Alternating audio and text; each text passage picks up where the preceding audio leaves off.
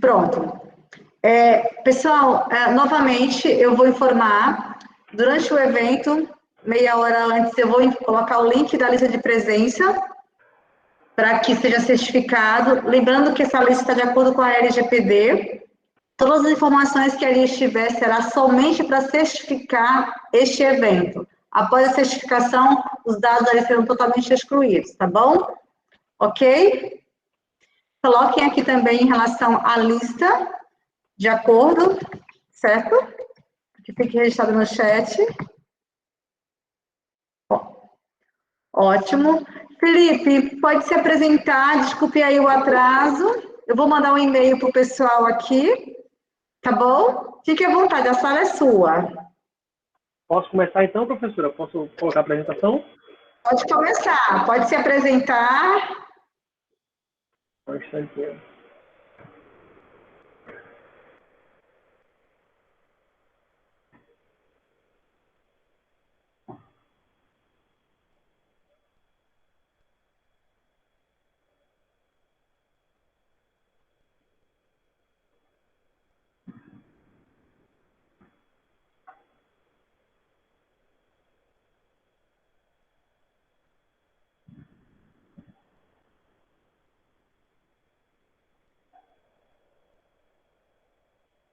Está todo mundo conseguindo ver a apresentação? A professora está conseguindo? Sim, Felipe, sim. Obrigado. Estamos vendo. Uhum. Então, né, mais uma vez, desejar aqui uma boa noite para todo mundo. Agradecer a oportunidade de estar aqui hoje, né, agradecer a professora Rosângela pelo convite. Antes de iniciar, parabenizar o evento, esses eventos que a professora tem realizado, né, ontem ela realizou um evento sobre LGPD, que foi ministrado pelo meu parceiro Alain, foi assim, um evento excepcional. Então, quem perdeu, eu recomendo assistir a gravação, porque foi muito bom. Foi um supletivo da LGPD, para quem não conhece. Então, quando a professora me chamou, né, para fazer essa palestra hoje para os alunos da graduação de administração, eu pensei em fazer algo um pouco diferente, né? Como ela gosta de mim, ela me colocou na sexta-feira à noite. Então, digo para vocês desde já que vocês são todos guerreiros. Até vocês que estão ouvindo a palestra no boteco com os amigos, estão dividindo a atenção com a novela das 7, eu entendo vocês, né? Mas por isso também eu resolvi trazer um conteúdo um pouquinho mais leve para o dia de hoje. Então eu peço desculpas à professora aí por quebrar um pouco o protocolo, mas como a gente está falando de riscos, né? A senhora conhecia os riscos quando me chamou para essa palestra, né? A senhora conhece meu estilo. Eu sei que eu não arrisquei, eu tenho certeza que eu acertei. Obrigado, professora. Então, pessoal, para iniciar, eu queria falar um pouco, né, de mim, né? Uma pergunta bem filosófica, né? Quem sou eu? Então, eu sou graduado em Direito, especialista em Direito do Estado e estou cursando um mestrado em Administração Pública. Foi lá que conheci a professora Rosângela, ela foi minha professora ao longo do mestrado, e foi lá onde recebi o convite para estar aqui hoje com vocês, no dia de hoje. Eu, como no âmbito profissional, sou um servidor público efetivo há mais de 10 anos no Tribunal de Justiça de Sergipe e atuo como diretor de Planejamento e Desenvolvimento há mais de 4 anos. Eu sou um admirador da administração, né? Então, assim, eu sou um grande fã, enxergo nela benefícios, tanto na instituição, tanto na empresa, nas organizações, quanto na vida, né? Eu sou aquele cara chato, que a diversão de sexta-feira à noite é preencher um Excel e alimentar um planejamento estratégico. Então, dentre essas ferramentas, eu sempre fui muito entusiasta da gestão de riscos. E agora, no mestrado, eu tive a oportunidade de me aprofundar um pouco mais nos conceitos e nas metodologias, aí, tanto do Brasil quanto do mundo afora. Então, meu objetivo hoje é justamente plantar uma semente na cabeça de vocês, né? A gente aprender junto, assim, um pouco mais com essa ferramenta. Certamente não vou esgotar o tema aqui hoje, né? Que ele é bastante vasto, mas eu vou tentar traduzi-lo como eu gostaria que ele tivesse sido traduzido para mim quando eu me deparei com ele pela primeira vez. Assim, quando eu me deparei a primeira vez, foi um negócio meio que assustador. Eu imaginava que era um bicho de sete cabeças, não conseguia entender nada do que estava sendo explicado para mim. E dessa vez aqui hoje, eu pretendo trazer ele de uma forma mais leve, para justamente tornar ele um pouco mais acessível, né? E um pouco mais palatável para quem ainda não o conhece. Então, é aquela história, né? Todos nós gerenciamos riscos diariamente nas nossas vidas, seja de forma intencional ou inconsciente. Então, assim, sabe quando você tem aquele compromisso e aí você fala, eu vou sair um pouquinho mais cedo hoje para evitar chegar atrasado. E, assim, você sabe que demora mais ou menos 15 minutos para chegar lá.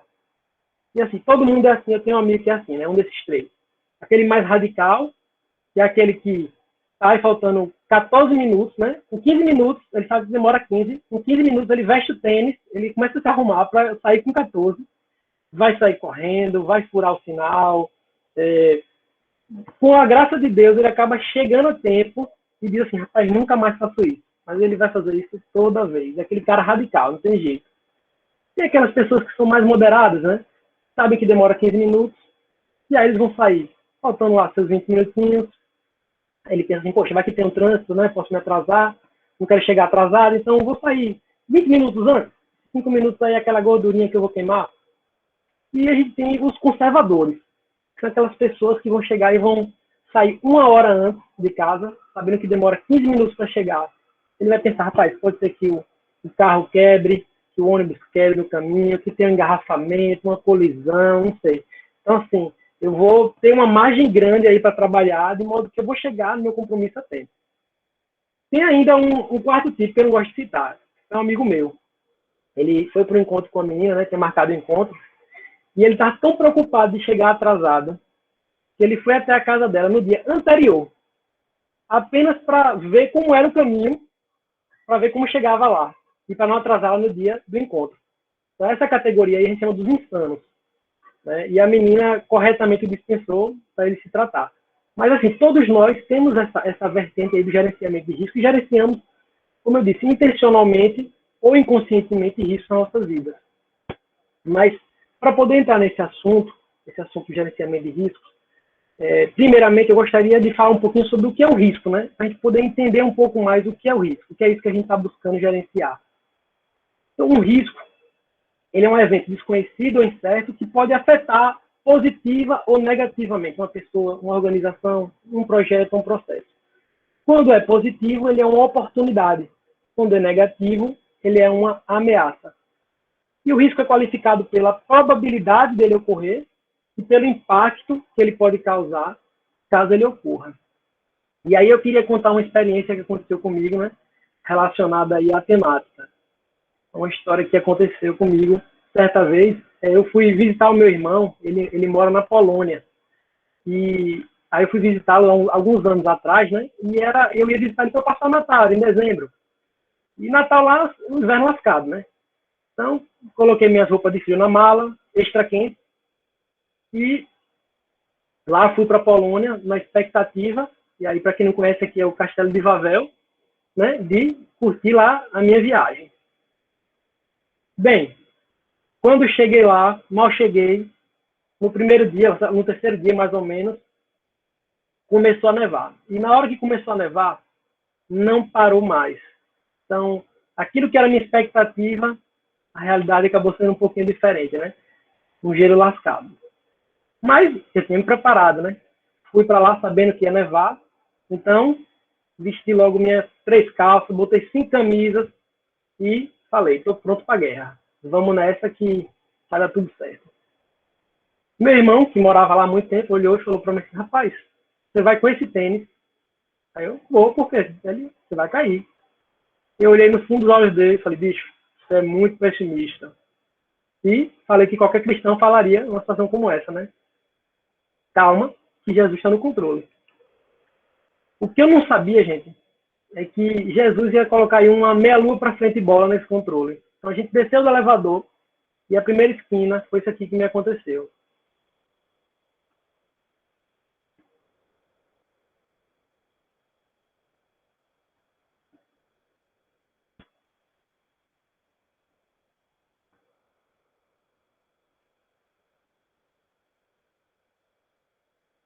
Então assim, eu tomei uma baita de uma queda, né?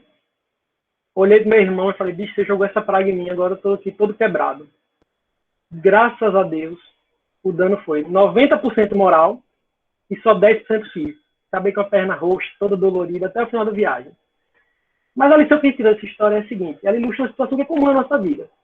como muitas vezes em situações novas e desconhecidas, a gente é exposto a variados riscos que podem ou não se concretizar, mas que podem ter um impacto tremendo nas nossas vidas. Então, às vezes, a gente tem consciência desses riscos, mas não temos total visão do seu impacto. E, às vezes, simplesmente desconhecemos por completo. E é nessa incerteza que reside o risco. Então, quando eu fiz minha mala, esse risco eu não conhecia. Né? Que o gelo que eu podia escorregar, eu imaginei que eu ia passar frio. Passou a ser conhecido como meu irmão me disse. Mas eu resolvi ignorar, né? Como dizem, né? Se você fingir que nada vai acontecer, dizem que não acontece, né? Então, eu não queria gastar mais para comprar uma bota, né? Porque é isso, né? O meu tênis estava lá perfeito. Mas sem entender o impacto que eu estava sujeito, ou a probabilidade, eu escorreguei e passei o resto da viagem dolorido. Impactou minha experiência toda. E analisando depois, cada esquina que eu passava, eu podia ter tomado um tombo igual ou pior, ter me quebrado todo, né? E no final das contas, comprei a bota do mesmo jeito. Então, assim é quando a gente entra no nosso carro, pega um ônibus, sai de bicicleta. Toda decisão está envolta em incertezas e riscos. Mas quando a gente conhece esses riscos, na verdade, a gente pode tomar decisões melhores e evitar surpresas agradáveis. Então, bem assim é no mundo empresarial. Afinal, como diriam os mais velhos, né? Só existe uma certeza na vida. E, né, ficou o deprê muito rápido na apresentação. Mas acontece muito comigo, né, quando a gente está numa situação assim e alguma coisa dá errado, né, a gente olha para a pessoa do lado, como quem procura aquele alento, né, e diz, poxa, eu tinha certeza que isso ia dar certo. E aí a pessoa bondosa olha no fundo dos seus olhos e diz, meu filho, a morte é a única certeza que a gente tem na vida. Daquele banho de água fria na gente, né? Mas se a morte é a única certeza que a gente tem na vida, todo o resto é incerteza. E aí, mais uma vez, o negócio ficou bem triste aqui. Algumas pessoas já começam a se desesperar, né? Os céus, o ouvido, o azar.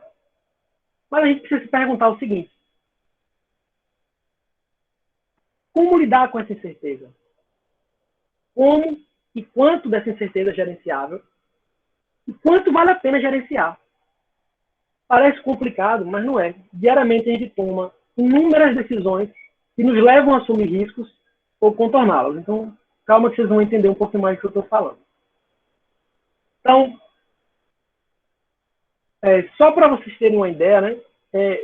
Como eu já disse, o risco, como eu já repeti algumas vezes, ele é uma probabilidade de ocorrência, ele é um evento que tem a probabilidade de ocorrer, e o impacto, como eu já disse, pode ser positivo ou negativo. Você só é um risco se ele tiver a probabilidade de acontecer.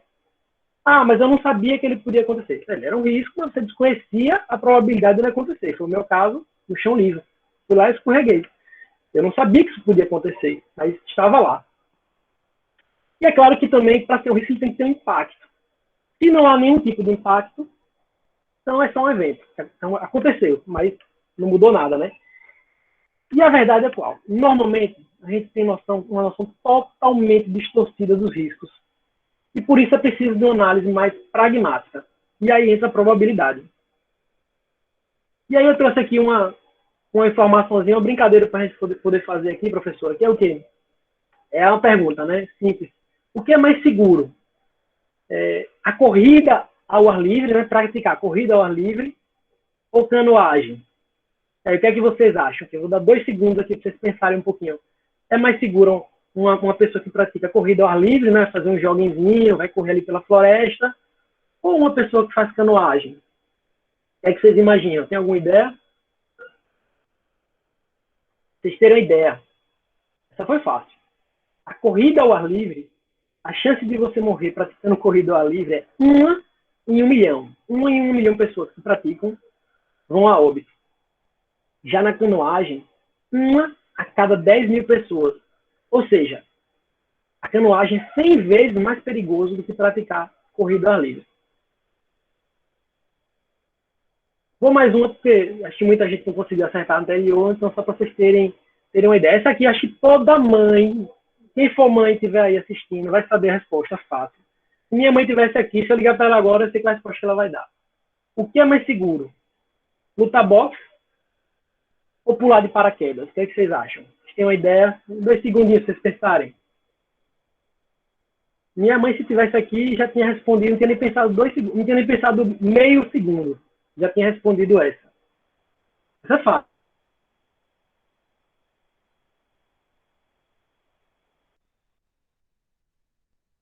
Ou seja, um em cada 2.200 pessoas morrem lutando boxe. Já pulando de paraquedas, uma em cada 100 mil. Ou seja, é 50 vezes mais perigoso lutar boxe do que pular de paraquedas. Olha que coisa interessante, né? Todo mundo olha para o pular de paraquedas e fala, caraca, meu Deus do céu. Né? Se eu ligar para minha mãe e que vou lutar boxe, ela vai dizer, vá com Deus. Se eu falar que vou lutar de paraquedas, ou vou pular de paraquedas, Ave Maria. Vai ser um Deus nos acuda, né? Então, assim, mas mal sabe ela que, na verdade, pular de paraquedas é muito mais seguro do que lutar boxe. E aí, uma última aqui, essa é só para brincar mesmo, essa aqui eu sei que todo mundo vai acertar. O que é mais letal? Um carro ou um tubarão? O que é que vocês imaginam? Essa é fácil. Essa aí, todo mundo já viu o filme Tubarão, todo mundo sabe como é que funciona.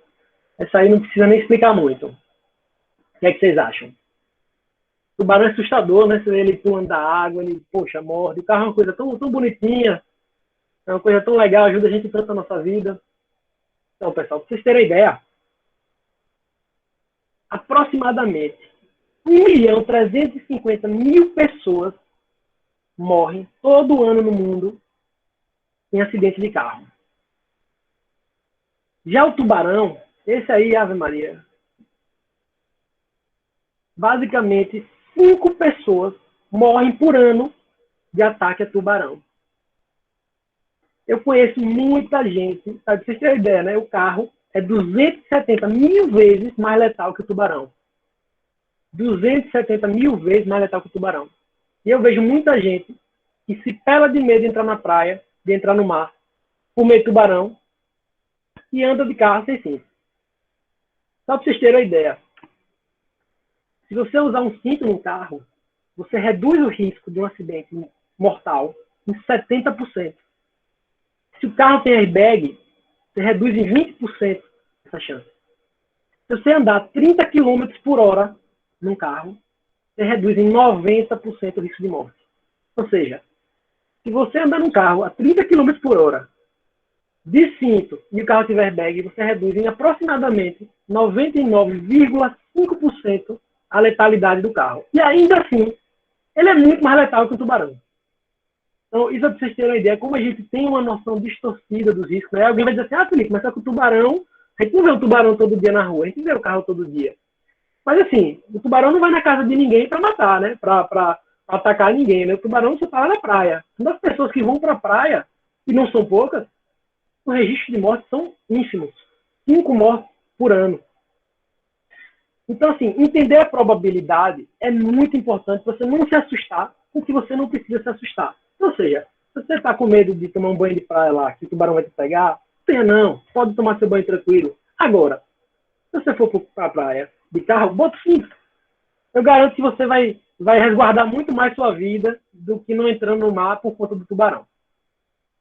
Então, vocês perceberam como a probabilidade é importante para a gente justamente poder avaliar o risco. Mas a probabilidade não é o único ponto que é importante, né? Eu falei do impacto. Como eu disse, pode ser positivo, uma oportunidade, ou negativo, uma ameaça. Então, para vocês terem ideia da importância que é você se preocupar com o impacto certo e entender o impacto, aí eu mostro aqui essa imagem. Acho que muita gente já viu essa imagem e já conhece. E durante a Segunda Guerra Mundial, né, alguns estatísticos tentaram analisar todos os aviões que voltavam das batalhas e destacavam as áreas com mais marcas de bala, que é o que você está vendo na imagem. Botava aí o ponto vermelho. Então, o objetivo era o quê? Identificar onde a estrutura do avião deveria ser reforçada da maneira mais eficiente. Não muito a ponto de deixar o avião pesado, nem difícil de manobrar, nem consumir muito combustível, e nem tão pouco para deixar o avião vulnerável, né? E aí, como vocês podem ver, a distribuição das perfurações não era uniforme. As marcas em vermelho da figura, elas representam justamente isso, as áreas atingidas. E, com base nesses dados, o que é que vocês acham? Onde é que você acha que eles deveriam reforçar os aviões? Dentro disso tudo que eu disse, né? E aí, querem 2 segundinhos para poder pensar e botar no chat? O que é que vocês acham? Tem alguma ideia? Então, vocês terem uma ideia, a resposta automática, geralmente, sem pensar muito, não é que a pessoa fala, vamos reforçar onde eles recebem mais tiros, né? Faz sentido. Estão atirando na asa constantemente e vamos blindar a asa para evitar o estrago na asa, né? Mas você quer que os aviões que voltem, né, estejam com menos buraco de bala? Faz sentido. Mas percebam, os aviões que receberam mais tiro nas áreas destacadas foram capazes de voar de volta. Mas os que foram atingidos nas áreas sem marcas sequer voltaram. Então, reduzir o impacto aqui, o maior impacto, que é qual? O do avião cair, na verdade, seria blindar as áreas sem marca nenhuma, como exemplo, os motores. Então, perceba que a gente tem que saber com qual impacto se preocupar.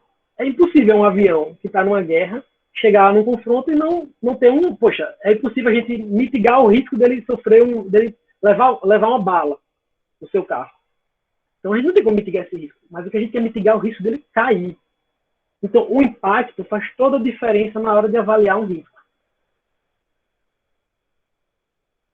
E aí, algumas pessoas vão chegar para mim, o meu colega Alain, que gosta muito de falar do cisne negro, né? A lógica do cisne negro de Santa Lé, vai dizer, Felipe, mas e aqueles eventos que são imprevisíveis, que ninguém podia prever, meu Deus do céu? E são assim, tem um impacto absurdo. Esses são os que Santa Lé chama dos cisnes negros, né? Da lógica do cisne negro. Né? Ele é basicamente o quê? Ele é imprevisível, ele ocasiona resultados impactantes, e após sua ocorrência, a gente inventa um meio de torná-lo menos aleatório e mais explicável. Mas assim, para os cisnes negros, o Santa Lé diz o quê? A gente tem que estar preparado para reconhecer que aquilo ali é um cisne negro. Porque assim, realmente, como bem diz aí a palavra no meio do cisne, ele é imprevisível. E por que foi cunhada essa frase? Só para vocês terem uma noção. É porque até a autoestrada ser descoberta, que foi lá em 1600 alguma coisa, se acreditava que no mundo só existiam cisnes brancos. Não existia cisne negro. Cisne negro não era uma coisa que se podia contemplar. E aí, quando o pessoal encontrou os cisnes negros na Austrália, eles ficaram sem entender nada. Pô, isso aí não é um cisne, isso é outra coisa, né? Então, assim, até conseguirem chegar na conclusão, realmente não dá para existir um cisne negro, então isso é de fato um cisne negro. Então, assim, é difícil você entender, porque para você aquilo ali é impossível de acontecer. E aí um exemplo de um cisne negro é justamente o 11 de setembro, né? Ele foi considerado um grande cisne negro, foi um ataque assim, de proporções catastróficas que atingiu os Estados Unidos, mas que repercutiu no mundo inteiro, e que, assim, é aquela coisa que ninguém conseguia imaginar, né? E depois fica aquela sensação. E aí, não, isso poderia ser previsto, mas isso só acontece depois que o evento passou. Antes, se alguém colocasse num filme de Hollywood, todo mundo ia dizer, tá? Ficção científica absurda. Então, assim, esse é o cisne negro, né? E aí, eu pergunto, vocês imaginam aí algum outro cisne negro que vocês possam exemplificar? Alguma coisa que vocês entendem que é um cisne negro também? Que possa estar, já ocorreu, está ocorrendo agora, ou vai ocorrer no futuro? Alguém tem ideia? Muitas pessoas diriam, a pandemia é um cisne negro. Pois tem proporções catastróficas e ninguém estava imaginando. Mas, gente, quantas pandemias mundiais já existiram? Quantas vezes a gente já ouviu falar de pandemia na nossa vida? Quantos filmes a gente já viu de pandemia? Quantas vezes a gente já foi alertado que está para surgir uma determinada pandemia? É o SARS, a gripe, acho que foi aquela gripe aviária. Poxa, quantas vezes a gente ouviu falar? Poxa, há 100 anos atrás aconteceu a gripe espanhola. E teve isolamento social, pandemia mundial, uma quantidade de mortos assim, gigantesca. Então, assim, quantas vezes isso já aconteceu? A pandemia não é, a própria Nissan Taleb diz, a pandemia não é um cisne negro. A gente já teve vários exemplos como esse no passado. E aconteceu da mesma forma. A diferença agora talvez é que a gente tem uma tecnologia diferente, que a gente tem um avião, que as pessoas estão um dia num lugar, outro dia no outro, e aí conseguem transmitir mais facilmente.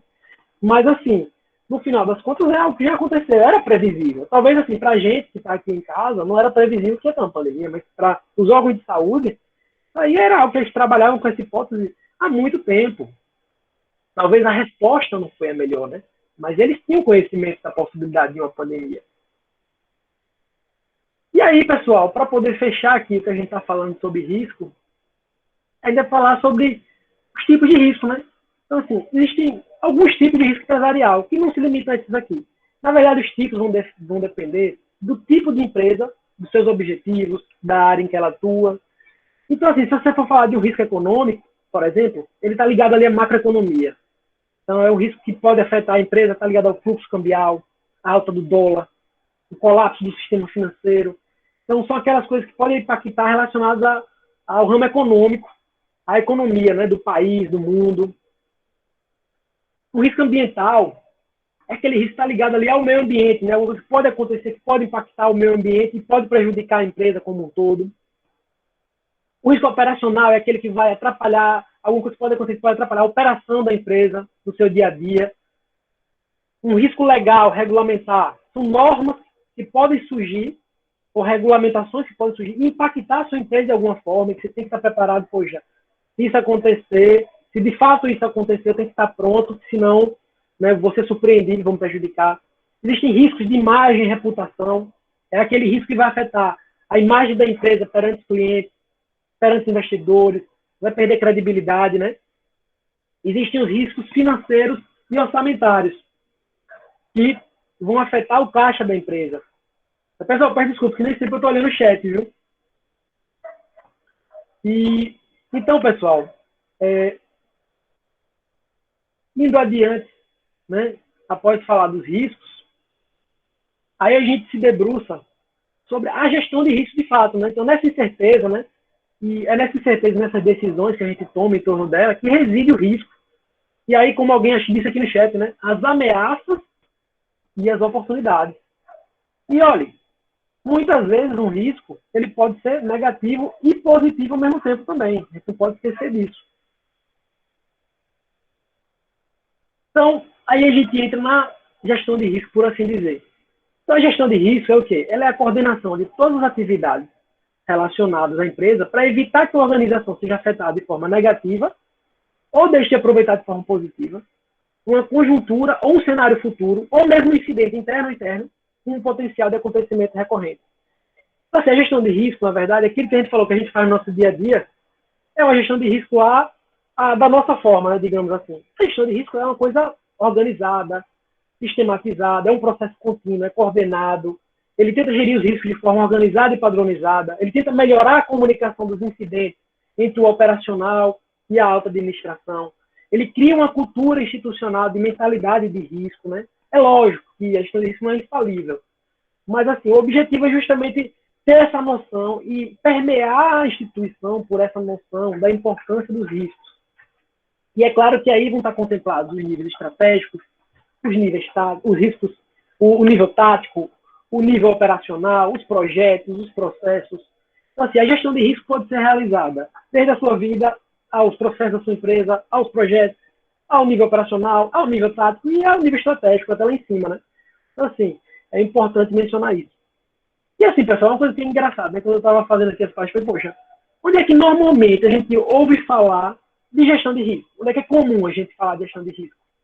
Então, assim, a gente ouve muito gestão de risco no mercado financeiro, né? Aí você vai no banco, aí você diz, tem essa oportunidade aqui, você pode colocar um dinheirinho aqui e você pode ter um retorno maior. Ah, mas esse aqui tem um pouco mais de risco, tem um retorno ainda maior. Esse aqui é ainda mais arriscado, e com um retorno ainda maior. Então, assim, a gente vê muito risco. Você vai investir em ações, você pode ganhar muito, mas você pode perder tudo. Ah, você vai botar na poupança, você vai ganhar muito pouco, mas está ali seguro. Tem uma série de garantias que fazem com que a poupança seja um ativo bastante seguro. Então, o mercado financeiro faz muito isso, né?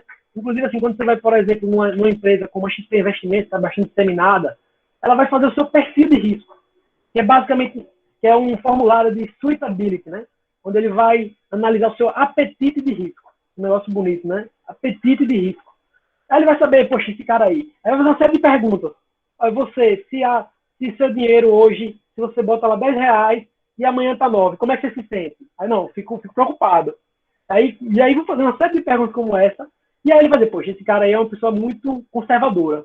Então, ele não pode estar em nada que vai oscilar diariamente, ou que vai oscilar ao longo da semana ou do mês, porque é uma pessoa que não vai conseguir aguentar, e aí certamente vai se prejudicar, né? Seja psicologicamente ali naquela tensão de estar vendo aquilo ali, ou não vai aproveitar o que o ativo tem de melhor, talvez, que é o longo prazo, né? Via de regra, porque é como eles vão fazer essa análise. E aí eu trouxe aqui assim, 3 critérios que a própria XP Investimento traz para você poder analisar se o investimento é seguro ou não, por ele, né? Ele faz uma catalogação dos investimentos, ele pega e bota lá.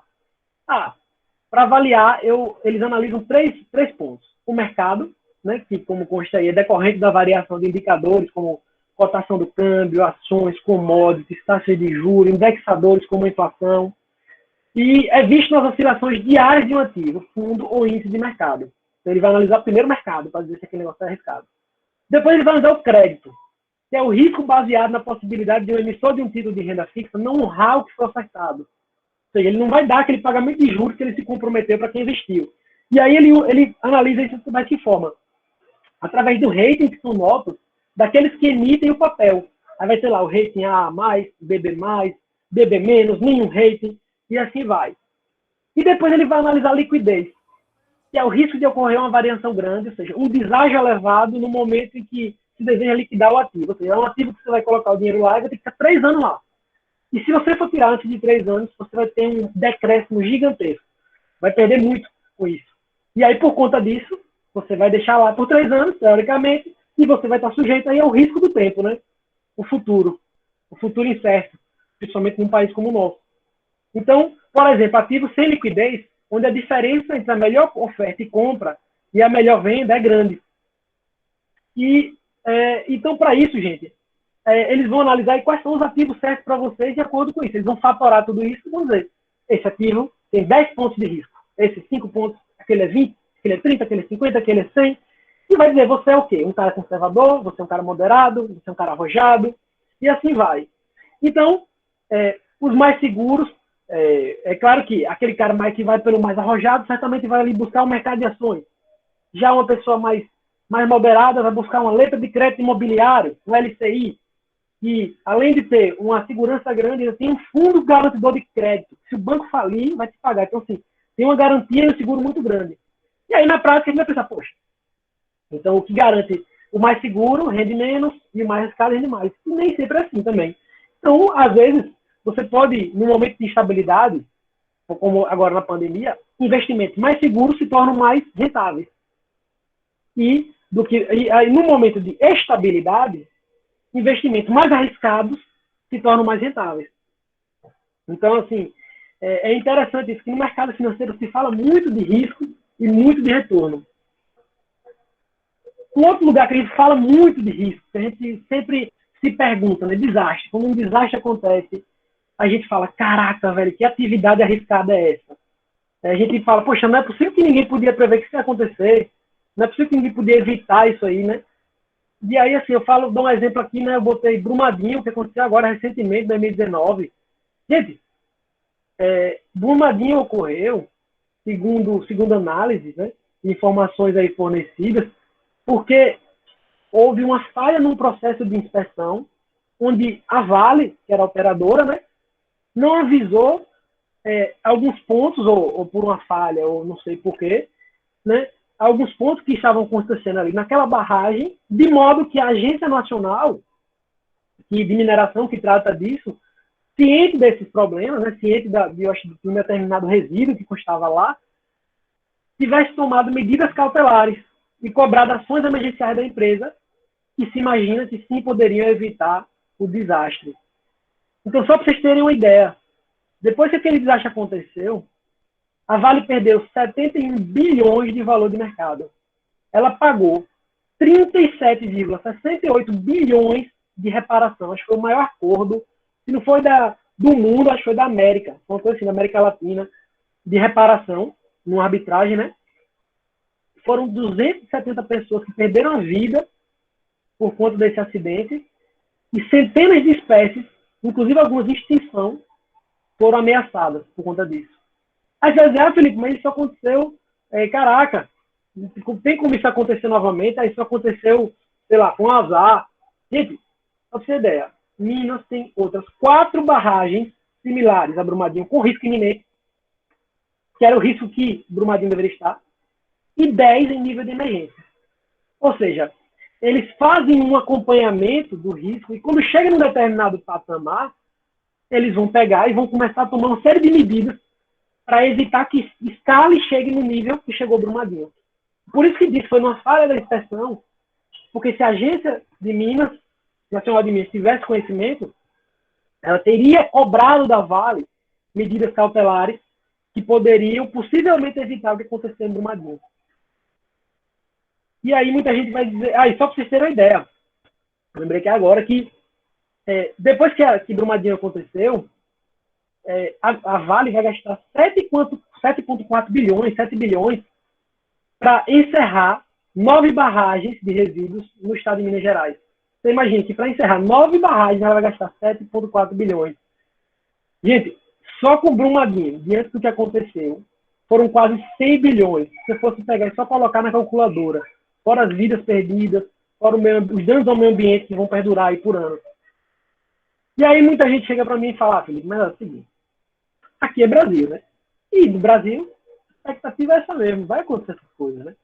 O Brasil não é organizado, não tem essas preocupações. E aí eu trago o exemplo de Fukushima. Você lembra de Fukushima? Aquela usina nuclear? Então, assim, Fukushima, só para vocês terem uma ideia, 160 mil pessoas precisaram ser evacuadas das cidades circunvizinhas. Foram mais de 130 óbitos diretos, fora os indiretos decorrentes de câncer relacionados à radiação. Peixes com nível de radiação 124 vezes maior que os padrões estabelecidos. E, além de plantas que foram mutadas, né? Plantas com mutação. E o que aconteceu em Fukushima foi que eles assumiram o risco. A TEPCO, que era a empresa que gerenciava lá, né, de energia do Japão, eu falei China, né? Desculpe, é do Japão. A TEPCO, que ela foi negligente. Ela sabia da evidência geológica que a região em torno da usina era periodicamente inundada, uma vez a cada 1000 anos. Isso era do conhecimento deles. Em 2008, eles tinham realizado uma simulação do computador e sugeria que o terremoto que aconteceu, sei lá, em 869, 800 e tanto, ia provocar um tsunami que podia inundar a usina.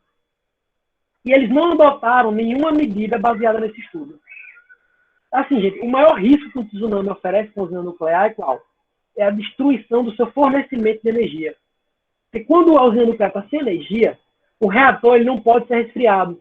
E aí uma fusão pode acontecer. Ele é um reator de fusão nuclear, não é isso? E foi exatamente o que aconteceu em Fukushima. Gente, um evento parecido aconteceu na França, quase aconteceu na França, em dezembro de 1999, quando uma usina foi inundada de uma forma similar, uma usina de Balais. E reconhecendo esse risco, os países europeus eles examinaram os projetos dessas usinas. O que eles fizeram? Começaram a procurar vulnerabilidades. E eles equiparam todas as suas usinas com fontes de energia elétrica de emergência, para proteger e para que eles suportem melhor uma série de riscos extremos que são difíceis de prever. A TEPCO, que era essa agência de segurança nuclear do Japão, eles estavam bem cientes dessa experiência europeia. E Fukushima teria sobrevivido se tivesse seguido o exemplo europeu e melhorado o projeto da usina. Então, resumindo, gente, o caso da TEPCO e da Agência de Segurança Nuclear, se eles tivessem seguido os padrões internacionais e as melhores práticas do setor, o acidente de Fukushima teria sido prevenido. Então, assim, eles assumiram o risco. Sabiam que podia acontecer, tem uma probabilidade, por algum momento dentro desse período, de um terremoto acontecer, de um tsunami acontecer e de inundar. Já tinha acontecido em outro local, já sabiam qual era o maior risco, e mesmo assim, eles não se prepararam. Assumiram o risco. E esse risco causou todos esses problemas aí que nós vimos. Pra vocês terem ideia, existem 440 reatores nucleares em funcionamento no mundo, gente. Mais de 400. Então, você imagine se todos esses 400 tiverem uma situação similar a Fukushima. Então, assim, é necessário um gerenciamento de risco muito grande nessas atividades de risco, né? E aí, o último ponto que eu vou trazer, né, acho que é conhecido por todos, é um ponto que a gente traz aí, que acho que está na cultura popular já, está na cultura pop, né, que é Chernobyl, que aconteceu em 1986. Então, ele aconteceu, gente, basicamente por falha humana. Então, só para vocês terem uma ideia, o acidente de Chernobyl necessitou que 300 mil pessoas fossem evacuadas lá de Pripyat, desmoralizou completamente o governo russo, não à toa que eles demoraram a dizer, a publicizar que isso estava acontecendo, tiveram que países longínquos até detectassem a radiação para saber o que estava acontecendo ali dentro. Foram mais de 2,4 milhões de óbitos estimados e mais de 235 bilhões em prejuízos. Quando eu fui pesquisar, esses 235 bilhões de prejuízos foi apenas na Bielorrússia. Bilhões de dólares, diga-se de passagem. Na Bielorrússia apenas, um dos países mais afetados por Chernobyl. Só para vocês terem uma ideia. Então, ele aconteceu basicamente devido a uma falha humana durante o teste nuclear, teste de segurança. O objetivo desse teste era o quê? Era determinar o quanto tempo essas turbinas continuavam operantes a baixas potências após uma queda de energia. Só que, na ocasião, os operadores da usina, eles deixaram de seguir uma série de protocolos, ou seja, falha humana, né? Causando, assim, a instabilidade dos reatores. E aí, a explosão. É o que dizem, né? Tem um ditado pessoal de informática diz, né, que existem duas formas de hackear um sistema, de hackear um local. Você pode hackear o sistema, você pode fazer o hackeamento biológico, né? Que é hackear as pessoas. Que é você pegar e, por meio das pessoas, fazer com que entrar naquele sistema ou naquela organização. Então, assim, as pessoas também são um elo que pode ser quebrado. Nesse caso, foi justamente a falha humana que causou tudo isso que a gente falou. Então, eu creio que tinha outros problemas nesse tipo de usina que só fizeram com que o problema acontecesse mais facilmente. Mas o fator primordial, de fato, foi a ação humana e o erro. E aí, pessoal, eu digo para vocês, existem outras barragens iguais a Brumadinho, como eu já disse, existem outras usinas iguais a Fukushima. Apesar de tudo, esses eventos, de certa forma, são até raros. E embora houve uma falha de gestão de risco aí, em todos esses três casos, sem ela, imagine os danos catastróficos que esses tipos de atividade poderiam gerar. Porque são atividades de alto risco, não tem como dizer que não, né? E aí a gente entra, por assim dizer, em como funciona a gestão de risco. Então, ela acontece em toda a organização, mas é claro que não é toda a organização ao mesmo tempo, você vai implantar ela do dia para a noite, toda a organização agora está gerenciando o risco, não é assim que funciona, obviamente, para implantar ou para implementar, e depois implementar. Mas, assim, a gestão de risco, de certa forma, é mais do que um processo, né? É uma cultura que tem que ser estabelecida. Como eu disse já no início, né, que é do nível estratégico, do nível tático, do nível operacional, projeto, processo. Não pode ser aquele negócio que está só lá em cima, só a alta administração sabe o que está acontecendo e o que está embaixo não sabe. Então tem que ser um negócio muito bem casado para que faça sentido. Porque lembrando, gente, isso aqui não quer dizer que no seu setor você não faça, no outro setor a pessoa não faça, não quer dizer isso. Mas, assim, o objetivo maior, obviamente, é que isso seja algo padronizado por toda a organização, onde os eventos sejam registrados. Então, assim, tem que ser um negócio bem feito, organizado, catalogado, um processinho bem redondo. Então, basicamente, o primeiro passo para você fazer uma gestão de risco, a gestão de risco funcional, é você estabelecer o seu contexto. Qual é o seu ambiente interno e qual é o seu ambiente externo. O que está acontecendo ali na sua instituição, quais são os stakeholders internos, quais são os stakeholders externos. E aí você vai buscar definir o escopo e os critérios do risco, né? Quais são os tipos de risco que você vai se preocupar, quais são os critérios, o que é que você qual é o problema que você está mais preocupado. E aí com isso você vai entrar no processo, você planejar, né? Você vai entrar no processo de fato, você vai começar a identificação, que é o passo 1. Vai identificar o risco. O que é que pode acontecer? Quando pode acontecer? Onde pode acontecer? Como pode acontecer? E por que pode acontecer? E aí você vai começar a identificar o risco. Né? O que pode acontecer, quando, onde. E aí você vai para o próximo passo. Você identificou o risco, você já entendeu mais ou menos o que ele é. E aí você vai agora começar a analisar esse risco. Aí você vai querer determinar as consequências, determinar a probabilidade. você vai querer chegar no nível do risco, aí você vai fazer uma análise qualitativa para poder fazer toda essa compreensão do que é o risco, qual o impacto que ele pode gerar, quais são as suas probabilidades. Depois você vai trazer isso para o nível matemático, através de uma análise quantitativa, e aí você vai comparar os critérios, você vai estabelecer prioridades, né, de acordo com aquilo que você pensou no início. E aí, no passo 4, você vai começar a fazer o planejamento das respostas, que é como você vai tratar esse risco. E aí você vai fazer aquela avaliação, né? Simples. Eu trato ou não trato esse risco? Se eu não quiser tratar, eu vou deixar ele registrado e vou monitorar e vou analisá-lo, né? Se eu for tratá-lo, eu vou identificar quais são as opções, eu vou avaliar essas opções, eu vou preparar e implementar planos de tratamento e eu vou analisar e avaliar quais são os riscos residuais que estão ali. A todo momento você vai estar fazendo uma comunicação e consulta com as áreas envolvidas, porque da mesma forma que um planejamento, pessoal, não funciona, se não tiver um desdobramento para a ponta, uma gestão de risco restrita à administração, ela também não funciona. Tem que ser compartilhada, as pessoas têm que entender que se você bate o prego aqui, ou se você deixa de bater, qual é o risco que a instituição está correndo no contexto maior, aquela história, né? E a organização é a engrenagem, se a pessoa pensa que ela só está naquela engrenagem ali, ela não sabe o impacto que se aquela engrenagem quebrar, a instituição toda vai sofrer, a chance é que ela se preocupe menos. Então o risco ele tem que ser compartilhado.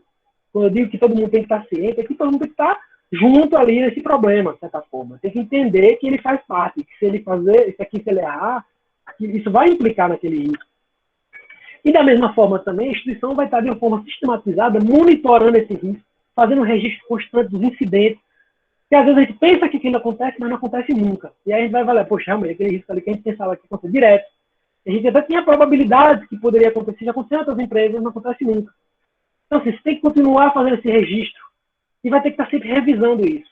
Você não fez uma vez, deixa lá e acabou. Eu vou agora seguir essa análise aqui para a minha vida. Não, isso é constante, é um processo, né? Então você tem que continuar fazendo essa revisão, por isso que é um ciclo. Aí, gente,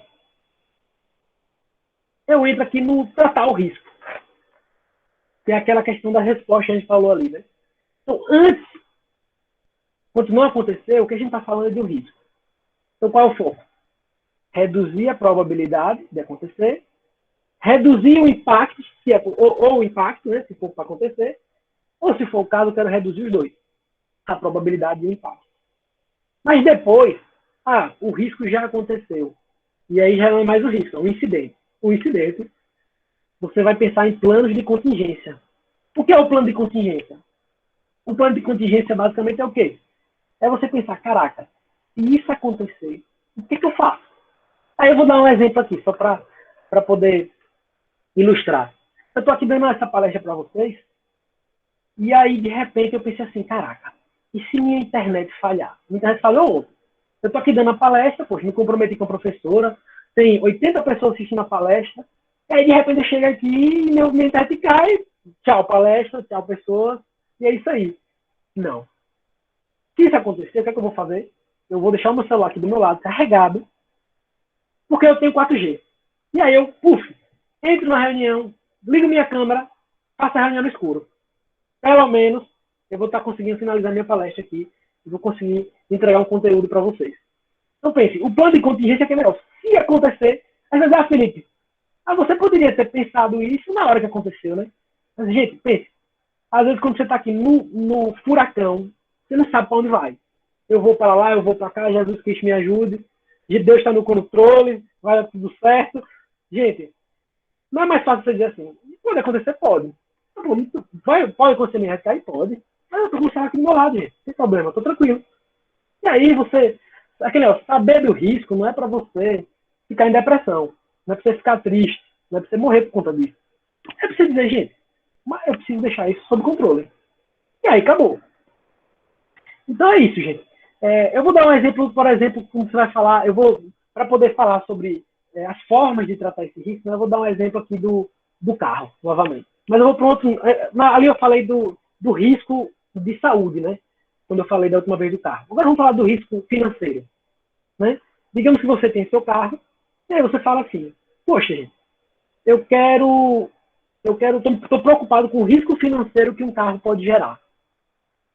Qual é o risco financeiro que eu estou preocupado? Um dos riscos que um carro gera é uma colisão. você colidir com alguém, se atropelar alguém, se você bater em algum lugar, você pode lidar com danos. Se você bater no carro de alguém, você vai ter que pagar o carro da pessoa, vai ter que pagar o seu carro. Então, assim, é um risco que está aí. Todo mundo que anda de carro, que dirige o seu carro, tem esse risco, né? E aí, digamos que você fala, eu não quero me expor ao risco de ter que arcar com a colisão. Porque se você tem um carro, você vai ter que arcar. Ou você vai fugir, né, da colisão. E aí é pior ainda. Mas, assim, você vai ter que arcar. Mas você pode, assim, ó, sabe uma? Eu vou tratar esse risco da seguinte forma. Eu não quero nem pensar nisso, nem ter isso na cabeça. Eu vou evitar esse risco. Eu vou vender meu carro e vou começar a andar de Uber.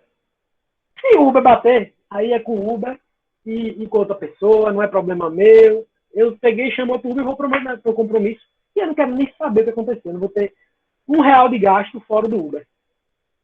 E aí isso acontece muito, por exemplo, quando a gente fala de empresa, né? Em descontinuação de atividades que geram risco. Então, ela vai querer evitar riscos que podem implicar descontinuação de uma linha. Para você poder evitar um risco, você pode descontinuar uma linha de produto. Você pode deixar de expandir a sua empresa, ou você pode evitar um mercado geográfico, ou vender uma divisão, porque aquela divisão ali, ela tem um risco excessivo que você quer evitar.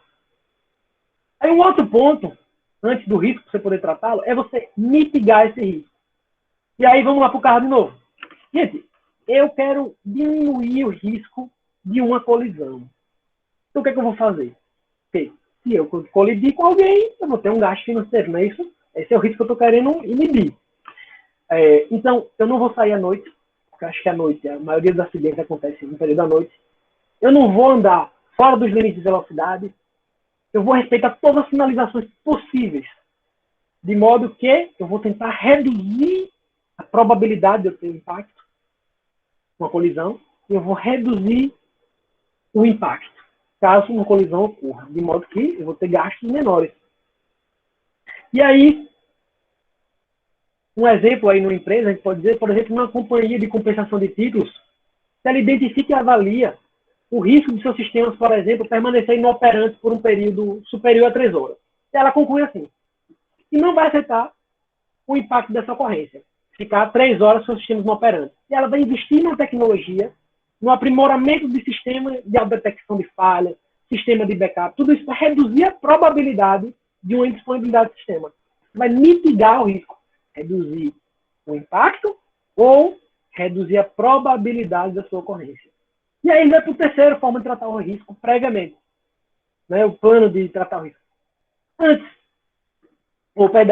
transferir o risco ou compartilhar, né? E aí vamos dar o exemplo do carro. Você fala, velho, eu não quero realmente tratar com uma situação como essa, né? O risco financeiro de uma colisão. Meu Deus, se eu bater num carro e dependa total, vou ter que pagar um carro inteiro, vou ter que pagar o carro da outra pessoa. Se eu fizer engavetamento, eu tenho que pagar o carro das 3, 4 pessoas. E aí você contrata um seguro. E você terceiriza ou compartilha esse risco. Você vai ter um custo lá, né? Lógico. Então, assim, lembre que toda opção dessa aqui vai ter um custo, vai ter um benefício. Então, assim, é tudo uma decisão, é um apetite de risco que você vai avaliar. E aí eu vou dar um exemplo aqui de uma universidade, por exemplo. Uma universidade, ela identifica ali e o risco associado a administrar dormitório de estudante é muito alto. Não é para ela.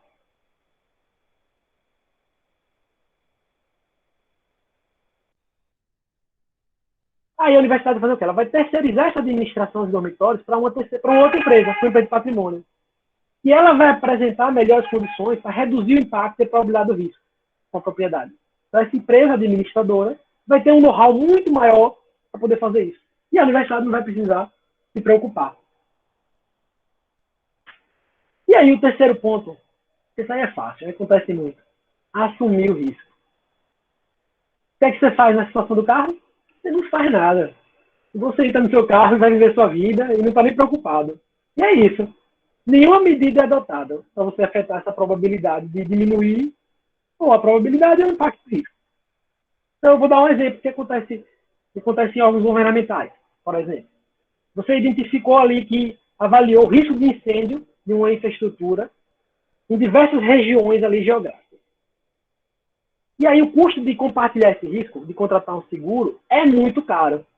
E aí você chega na seguinte conclusão. Gente, é mais caro contratar o seguro do que se uma dessas unidades realmente, se o incêndio efetivamente acontecer. Então, vou assumir esse risco. Se acontecer, o custo é até menor do que eu tentar transferir ou compartilhar ele com alguém. E aí você vai lá na sua empresa e assume esse risco. E aí eu queria contar uma história para você que aconteceu comigo. Uma história bem engraçada. Eu fui organizar um evento uma vez e... Oi, perdão, você levantou a mão? Quer falar alguma coisa? Esdra. Oi, Esdra. Pois não, professora. Você levantou a mão? Oi? Você levantou a mão, ainda? Não, não levantei a mão, não. Oh, perdão, então. Acho que devo ter tocado sem querer, desculpe. Sem problema algum. Vamos lá. E aí, essa história do notebook foi o seguinte, pessoal. Né? Eu fui realizar um evento certa vez. Aí chegou lá na hora, a gente pegou uma estrutura, a gente tinha já uma série de equipamentos para realizar o evento, né? A gente tinha lá os projetores, a gente tinha tudo que a gente tinha necessidade. Foi lá e fez o evento e falou, vamos usar nossa estrutura, vamos economizar, gente, vamos não gastar nada. E aí, beleza, né? Foi um evento com uma quantidade grande de pessoas. Quando chegar lá na hora, tá lá o evento rolando.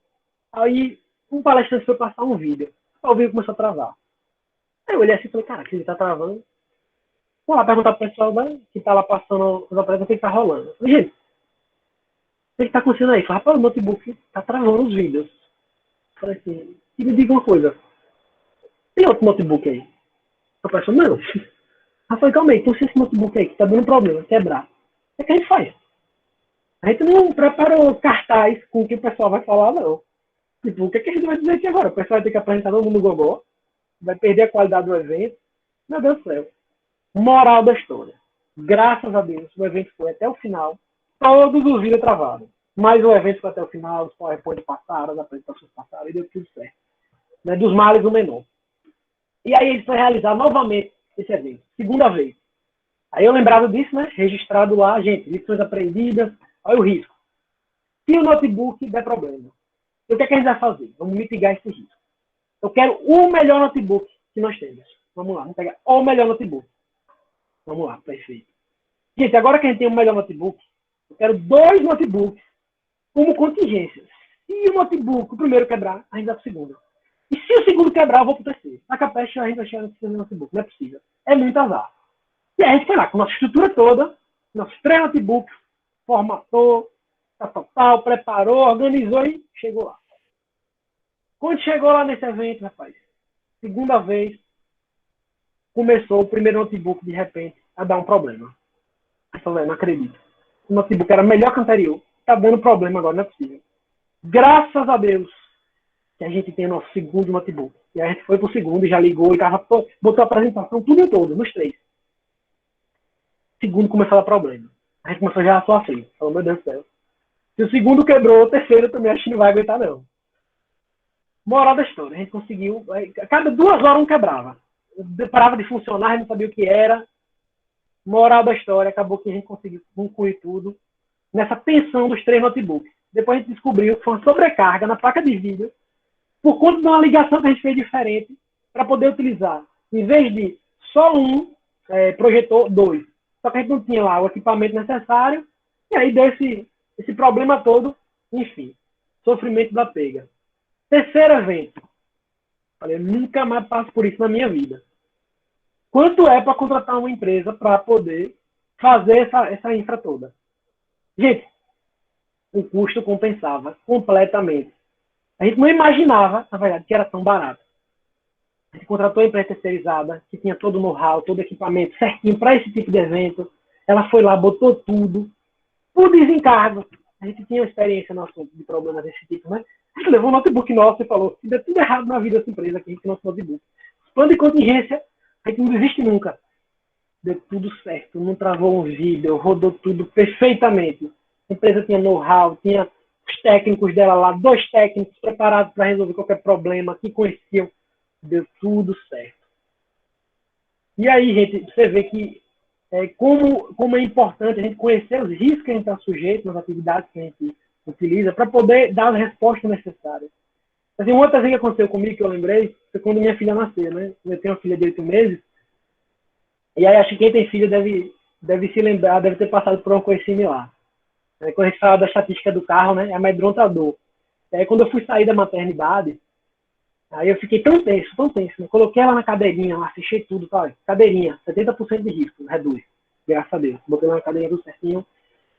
Mas mesmo assim, eu fiquei morrendo de medo. Eu falei, meu Deus do céu, eu tô com uma joia aqui preciosa e delicada dentro desse carro.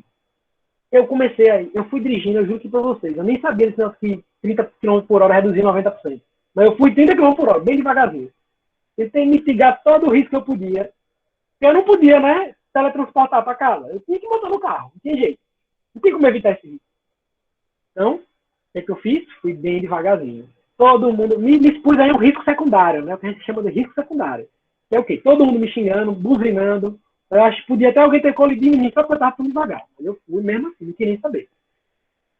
É engraçado que, quando a gente fala aqui de tratar o risco, né? Aí todo mundo fala, poxa, gente, mas, via de regra, sempre o tratamento vai envolver um custo. É um fato. Você mitigar, para você transferir, para você evitar, você vai deixar de ter algumas oportunidades. Né? É um fato. Mas, gente, tem formas de mitigar riscos que são simplicíssimas. Gente, eu acho que a ferramenta que mais mitigou risco, eu acho, na história do mundo, todos nós já usamos, que é o quê? Um checklist.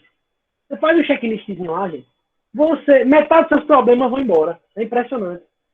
Então, assim, mitigar um risco não é simplesmente, né, colocar dinheiro para ter uma solução que vai diminuir esse risco. Muitas vezes é checar 2 vezes, é tomar algumas cautelas. Aí eu vou dar um outro exemplo para finalizar meus exemplos. Eu gosto de exemplo. Foi uma vez que eu fiz um evento, e aí eu precisava trazer uma pessoa de fora. E eu não me lembro agora o estado, acho que era Amapá. E tinha pouquíssimos voos do Amapá para Aracaju. Porque tinha que ir para São Paulo, e só tinha 2 voos para São Paulo, era uma confusão da pega. E aí, ele era o palestrante principal, pessoa importantíssima que vinha. E aí eu peguei, aí quando eu fui comprar o voo, tinha esses 2 voos. Um era pela manhã e um era pela noite. O pela noite ele ia para São Paulo, aí depois voava de madrugada, e chegava de manhã para o evento. O outro ele saía de manhã de casa, ia ter que pegar o voo, ia para São Paulo, ia chegar aqui no dia anterior. Aí eu falei, poxa, obviamente, se for por mim para eu escolher, vem pela manhã, né? Vem no primeiro voo, mais cedo. Vai que acontecer algum problema. E aí, se você não vier, o evento, metade do evento acabou. E aí, dito e feito. Na hora que esse cara pega esse voo, chega lá em São Paulo,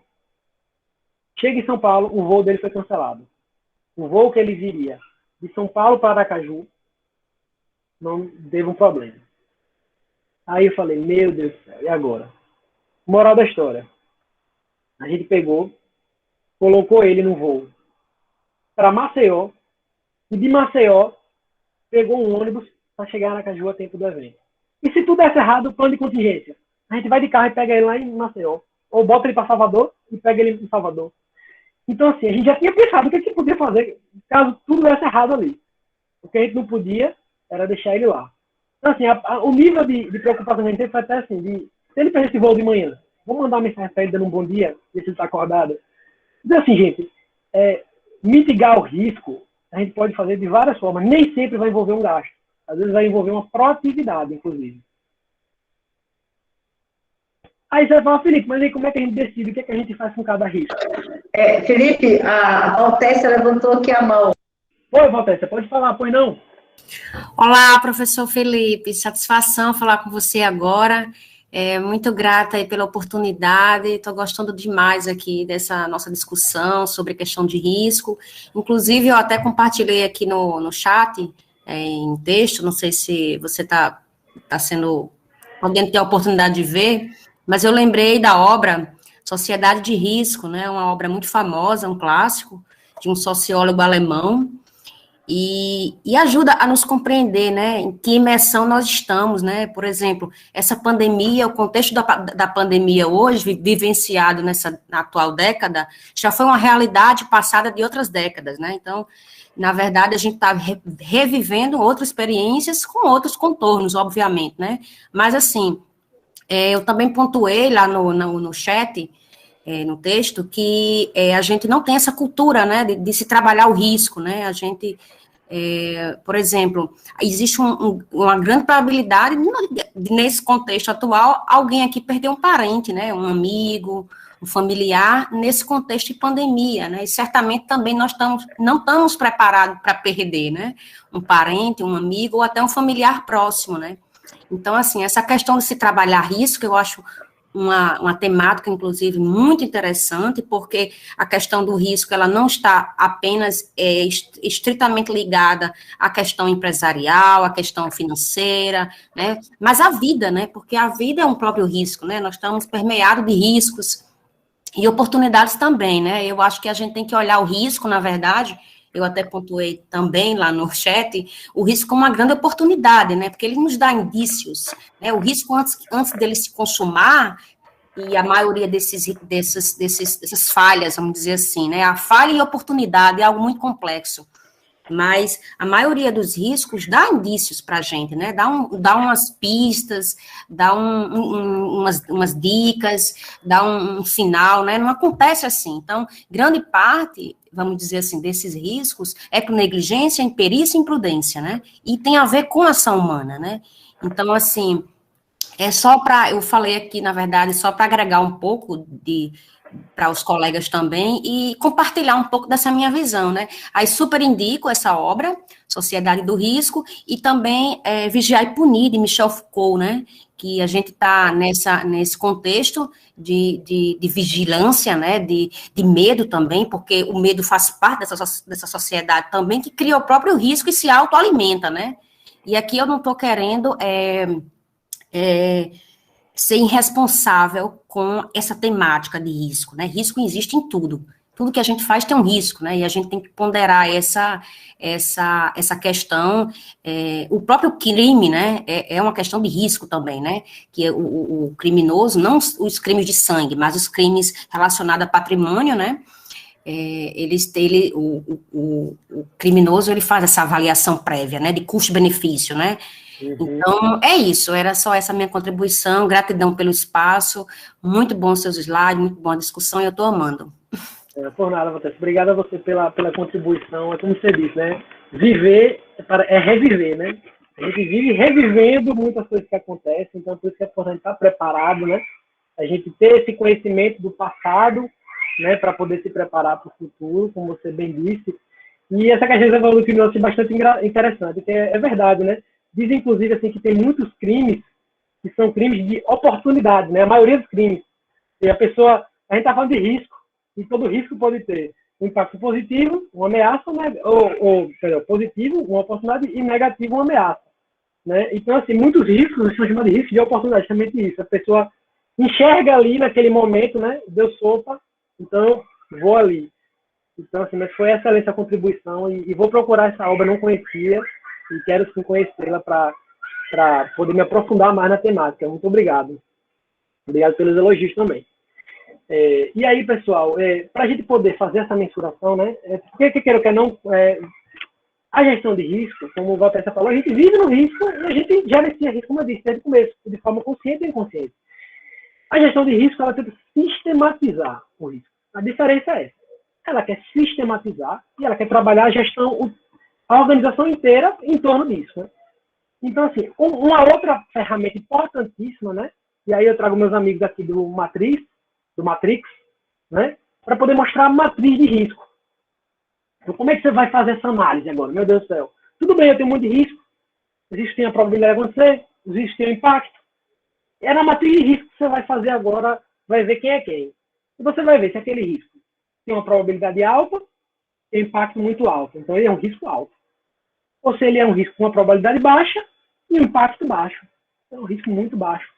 Aí vocês veem aqui, né, eu botei o oráculo aí na probabilidade e o agente Smith no impacto. E assim, na regra, como é que funciona, né? A empresa, de acordo com o seu apetite de risco, você lembra lá quando a gente falou do apetite de risco do investidor? Então, ela vai dizer, poxa, eu vou ser uma empresa que vou assumir uma postura mais radical, então vou ter um apetite de risco maior, eu estou preparado para assumir mais riscos, mitigar alguns, e talvez não evitar nenhum, ou evitar alguns específicos, esses que são realmente muito, muito onerosos.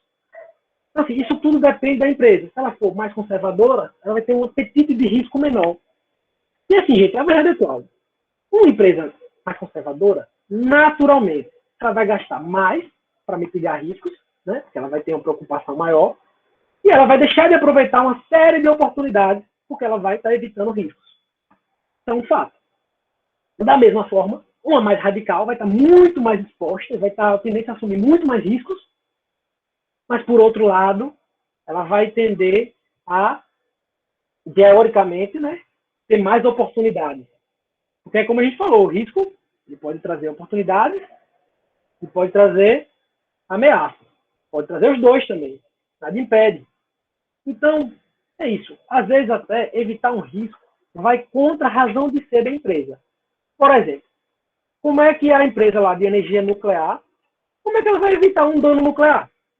Ou evitar um risco de um dano como aquele que aconteceu? Impossível. Então, melhor não abrir a usina nuclear. Porque onde tem uma usina, tem um risco de uma usina nuclear explodir. Não tem jeito. O que ela vai tentar fazer é mitigar ao máximo. Ela trabalha com riscos gigantescos. Então, ela vai tentar mitigar o impacto, vai mitigar a probabilidade. Mas não tem como evitar que isso aconteça. É impossível. Ela está mentindo. Ela vai tentar mitigar o máximo possível. Mas, para ela evitar, ela tem que deixar parar de sair daquele ramo, na verdade. E, assim, em regra, como é que funciona, né? Uma abordagem moderada. Você vai pegar tudo isso aí que está em verde, que são riscos baixos, quando você analisa probabilidade versus impacto, e aí você vai assumir esses riscos. Gente, assumir não quer dizer esquecer. Assumir quer dizer monitorar. Você pode também planejar formas de tratar aquele risco, mas você vai estar ele ali, ele não é aquilo que não te faz dormir de noite. Você sabe o que pode acontecer, quando acontecer, você sabia que poderia acontecer, e você vai tomar suas providências. Ou você pode, e aí numa abordagem mais conservadora, tudo isso que está em amarelo, nessa matriz específica, mitigar ou transferir. Então, o risco médio você vai tentar mitigar ou transferir, você vai tentar reduzir o impacto desse risco, ou reduzir a probabilidade, ou os dois, ou transferir, que significa tentar compartilhar isso com alguém, não é verdade? Ou com alguma empresa, ou enfim, de alguma forma. Ou você vai evitar o risco pura e simplesmente. E aí, via de regra, um risco com alta probabilidade, um risco com um impacto muito grande, você tentar evitar. Isso numa abordagem mais moderada. Então, assim, gente, agora é claro que isso depende da empresa, depende do ramo, depende do perfil, depende dos objetivos institucionais, depende do tipo de risco que você está analisando. Então, assim, a empresa vai fazer essas avaliações para poder chegar nessas conclusões. A professora Rosângela levantou a mão?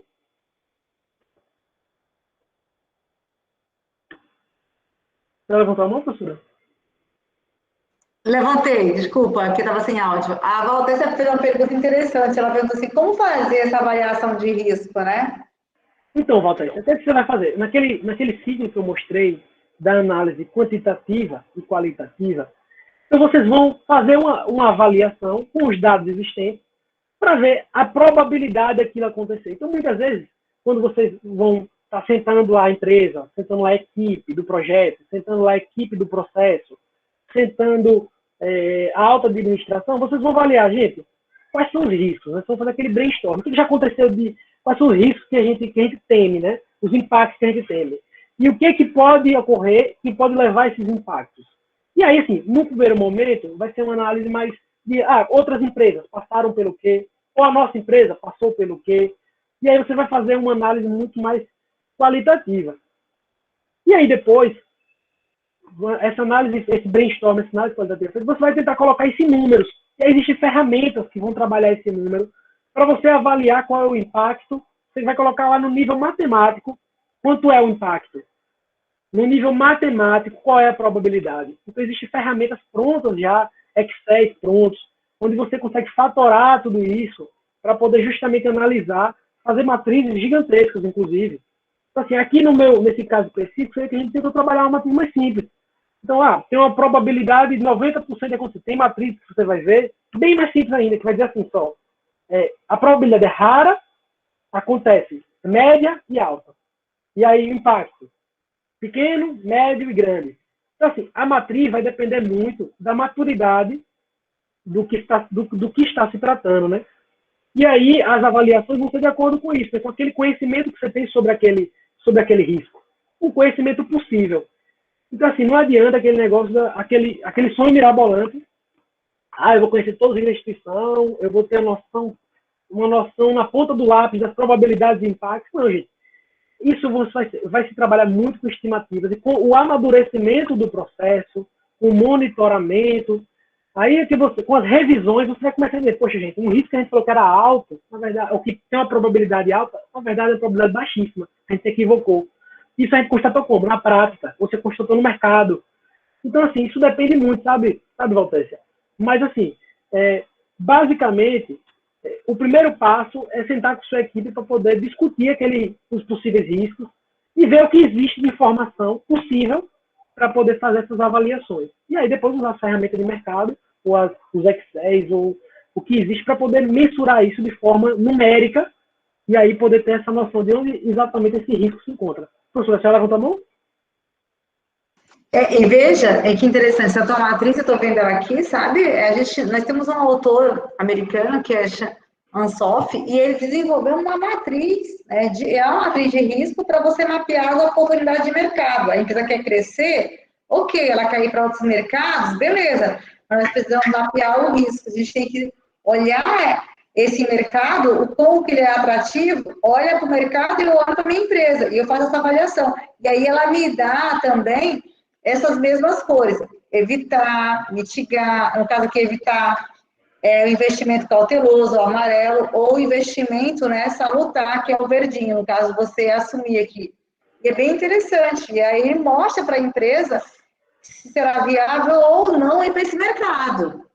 Desenvolver aquela estratégia ou não. É uma matriz de risco. Perfeito. Perfeito, professora. Excelente exemplo. E, assim, o que eu gosto da matriz de risco é que ela ilustra de uma forma, ela literalmente ilustra, né, onde se situa esse risco, né? Poxa, um risco baixo e com baixa probabilidade realmente é algo que você não precisa se preocupar tanto. Já algum risco alto, com probabilidade alta, você sabe que ocorre, você não tem como estar. Eu me lembro que uma vez eu conversei, professora, com uma pessoa lá de TI, estava conversando com ele sobre questão de invasão, né? E ele falando assim sobre a necessidade do antivírus, tal, por causa, eu não sei se tem alguém TI aqui presente. E aí, né, eu leigo no assunto, eu falei assim, poxa, é importante ter um antivírus, né? Pô, deve ter aí, tipo, uma invasão, uma tentativa de invasão por dia, né? Aí ele falou, o quê? São centenas de tentativas de invasão por dia. Não é uma tentativa de invasão por dia, não. São centenas. Então, assim, é um negócio assim, sem noção. Você tem que ter um equipamento, um software, você tem que ter uma série de linhas de defesa, porque senão eles podem comprometer um ataque de ransomware, né, que é aquele que você sequestra as máquinas, pode parar uma instituição inteira. Isso já aconteceu em alguns tribunais do país. Recente, no sul do Brasil. Acontece muito, professora, acontece muito. E veja, olha que interessante, essa tua matriz aqui, ela é igual, né, a gente está utilizando esse mesmo modelo para mapear o risco do retorno ano que vem, com a pandemia, o retorno presencial. A gente está mapeando esses riscos, né, para verificar como é que vai ser essa retomada, para que ninguém corra o risco, né? Muito desnecessário, né? Desnecessário, exatamente. Perfeito. Você vê a importância, né, de a gente sair um pouco do achismo e colocar a coisa na ponta do lápis, né? Eu acho que a gestão de risco se propõe a isso, colocar na ponta do lápis, analisar de uma forma pragmática, porque, assim, é uma segurança muito maior quando você faz algo nesse sentido. E esse é o grande objetivo aqui da gestão de risco. As pessoas pensam que gerir o risco e conhecer o risco é algo que vai te tirar o sono. Não, eu preferia nem saber que isso podia acontecer, meu Deus do céu. Mas, na verdade, é o oposto. Você sabendo o que pode acontecer, você já vai tomar as providências, você vai agir de acordo com aquele risco. E aí você não vai ser surpreendido. Você dorme a noite tranquilo, sabendo. As medidas necessárias estão sendo tomadas e que está tudo sob controle. E aí eu passo agora, né, diante aqui das ótimas contribuições aqui de Valtécia e da professora Rosângela, para dizer o quê? Que, gente, o objetivo basicamente é o quê? Minimizar probabilidades e minimizar impactos. E é assim, é um fato, que a gente falou desde o início, a ignorância dos riscos, ou seja, não saber que o risco existe, não faz ele desaparecer. Na verdade, conhecer o risco empodera instituições. Esse é o grande objetivo. E aí, agora eu venho aqui para o grande cerne aqui da apresentação, quer dizer, qual a importância dessa gestão de risco, então, de fato? Dentro de tudo que eu falei, o aumento do leque de oportunidades. Esse é um grande ponto da gestão de riscos. Porque você começa a considerar todas as possibilidades, tanto do aspecto positivo quanto negativo. E aí a administração pode identificar novas oportunidades, desafios específicos relacionados a oportunidades atuais. Eu vou dar um exemplo assim, de um negócio que foi assim, que eu achei que foi impressionante que aconteceu na pandemia, né? Poxa, uma situação horrível como essa que a gente está vivendo relacionada aí à pandemia, pessoas em isolamento social, pessoas morrendo.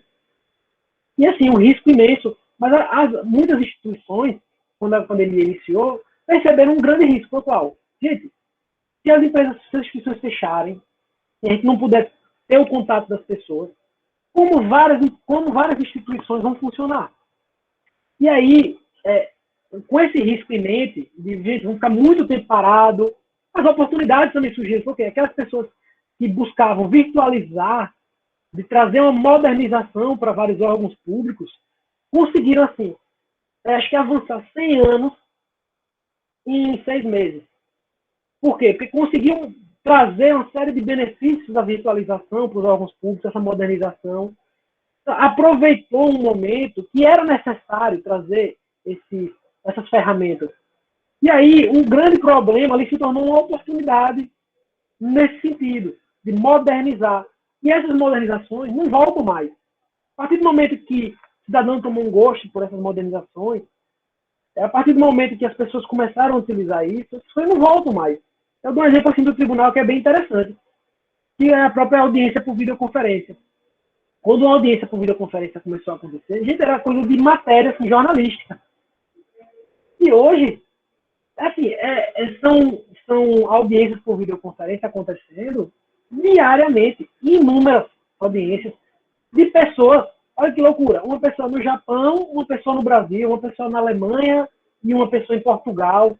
Então, assim, um negócio assim, que se a gente falasse isso há 2 anos atrás, as pessoas iam rir, dizer que era um sonho. Então, assim, as oportunidades surgem nesses momentos de incerteza também. E é por isso que você, quando você está nessa análise constante, você vai encontrar essas oportunidades, né? Um outro ponto também é a identificação e a gestão do risco na entidade como um todo.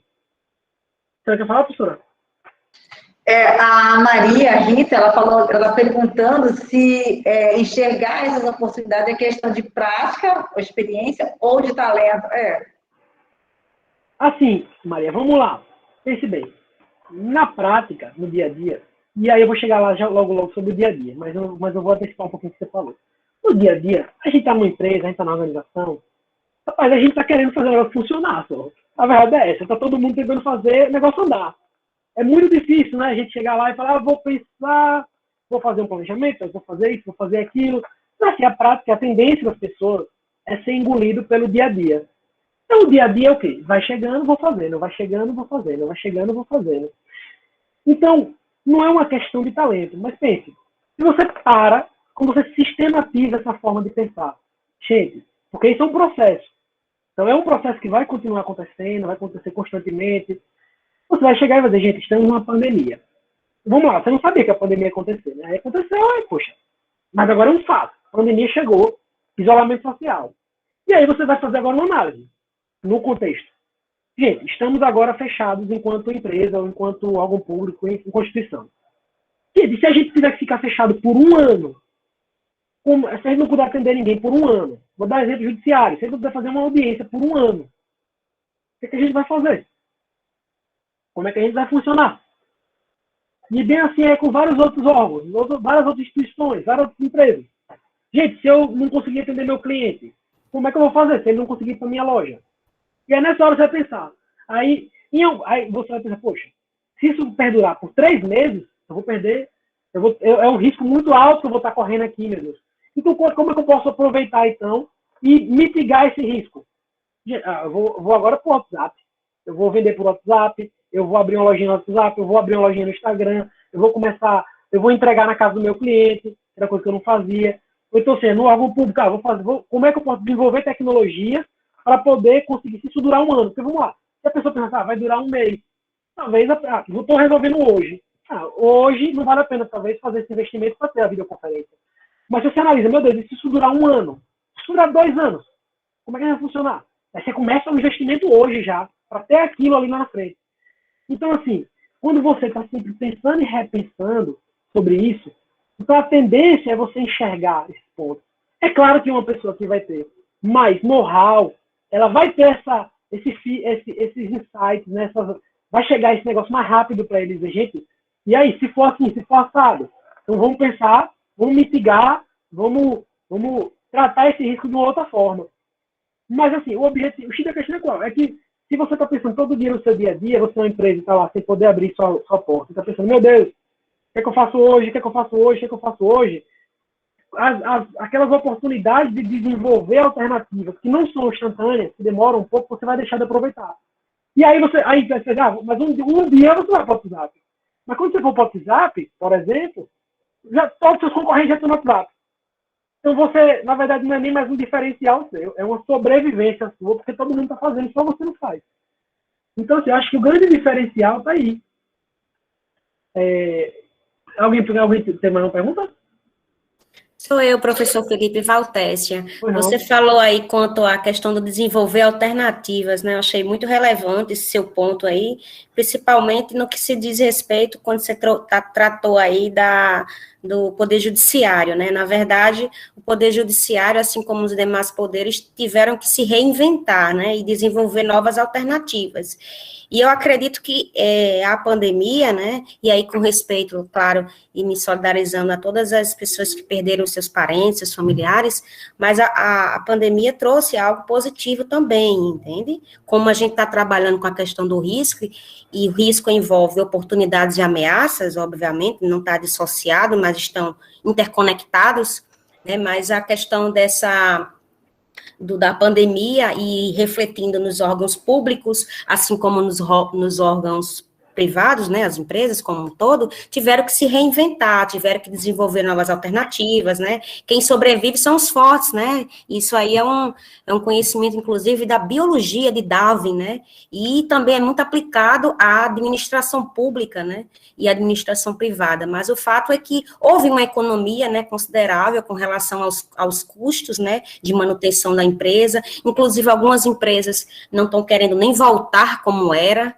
né, estão se dando tão bem dessa forma virtual e alcançaram lugares que antes não podiam alcançar, né, inclusive eu aqui agora, né, e tantos os demais colegas aqui, talvez de vários estados, está tendo essa oportunidade de assistir essa aula, que talvez se a gente tivesse em períodos não pandêmicos, não teria a mesma oportunidade, né, mas o fato é que realmente a gestão de risco nos dá um empoderamento, né, como você mesmo falou, e nos permite ter essa visão mais sistêmica, né, das coisas, das vantagens, dos resultados positivos e negativos, e como tudo na vida, né, há seus pontos positivos e negativos, e o que temos que fazer é reforçar os pontos positivos, né, e minimizar ao máximo os pontos negativos, e aí inclui os riscos, né, e é isso. Perfeito, Valtécia, perfeito, obrigado pela contribuição, exatamente isso que você falou, foi no ponto.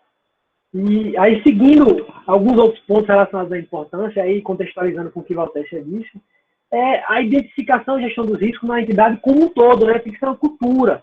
Então, assim, mas eu digo que é uma cultura, não é só uma cultura no sentido de, tem que estar na instituição toda, mas também que todo mundo se preocupe, que todo mundo tenha essa mentalidade, né? Que a entidade está sujeita a vários riscos que podem afetar diversas partes da organização, e às vezes um risco pode ser originário de uma parte da entidade e impactar a outra. Então, tem que ter essa noção, esse conhecimento, né, do que um ponto pode impactar no outro. E aí, dessa forma, a administração vai conseguir identificar e gerenciar isso como um todo, para manter e para melhorar sua performance. E aí, um outro ponto que é importante é justamente esse que a gente falou, do aumento dos resultados positivos e da vantagem com essa diminuição da surpresa negativa, né? Que ela vai permitir à entidade melhorar sua capacidade de identificar riscos e definir respostas adequadas. Então, eles vão diminuir as suas surpresas e vão diminuir também seus prejuízos. Eles vão tirar proveito de desdobramento de situações que são desfavoráveis. Então, o outro ponto que é muito relevante é em relação à oscilação de performance, né? É aquela história da empresa aqui. Não sabe quando vai mal, não entende porque foi mal, não entende porque foi bem. ela não entende que as oportunidades, por que aquelas oportunidades surgiram naquele ano, naquele momento, da mesma forma também não entende porque foi tão impactada num outro momento. Então, assim, quando você tem esse conhecimento, essa noção maior daquilo que vai lhe afetar, você conhece os riscos da sua atividade, você conhece as oportunidades que podem surgir, você consegue ter uma performance além da expectativa, você consegue entender melhor a sua performance além da expectativa, você também consegue entender melhor a sua performance quando ela foi baixa. Poxa, quais são os riscos que impactaram aqui? Vou tentar mitigar esse risco, e aí você vai tentar ter uma performance mais, como é que eu posso dizer, mais equilibrada, né? Não vai ser aquele negócio que um dia performou muito bem, no outro ano performou muito mal e desconhece as razões para aquilo que está acontecendo. E aí um outro ponto também que é fundamental, principalmente num momento como esse de recursos finitos, é a melhor distribuição de recursos. Gente, todo risco é uma demanda por recurso. É uma decisão que você toma. Então, num contexto desse, com recursos finitos, você tem mais informações sobre o risco, a administração ela pode avaliar a necessidade de priorizar a melhor distribuição. E aí ela vai melhorar a alocação de recursos. Você não vai gastar muito numa ferramenta que reduz um risco, que é pequeno e tem um impacto pequeno, você vai gastar na medida da necessidade. A gente não precisa ter a Ferrari de todas as ferramentas. A gente pode ter a ferramenta, né, aquela história, uma bazuca para matar uma formiga. Não. Você pode pegar ali um inseticida. A depender até, deixa a formiga lá. Para que matar a formiga, gente? Então, assim, você tem que ter essa consciência numérica, clara, para tomar essas decisões. E o último ponto que a gente coloca aqui é justamente essa questão do aumento da resiliência das empresas, né? A questão da viabilidade da empresa a médio e longo prazo. Ela depende dessa capacidade, gente, de prever as mudanças, de responder para elas. Aquela história de você ficar parado no tempo, você vai se prejudicar. Aquela história. Quem anda, fica para trás. Quem corre, anda, hoje em dia. Então, assim, não é questão de sobrevivência, não.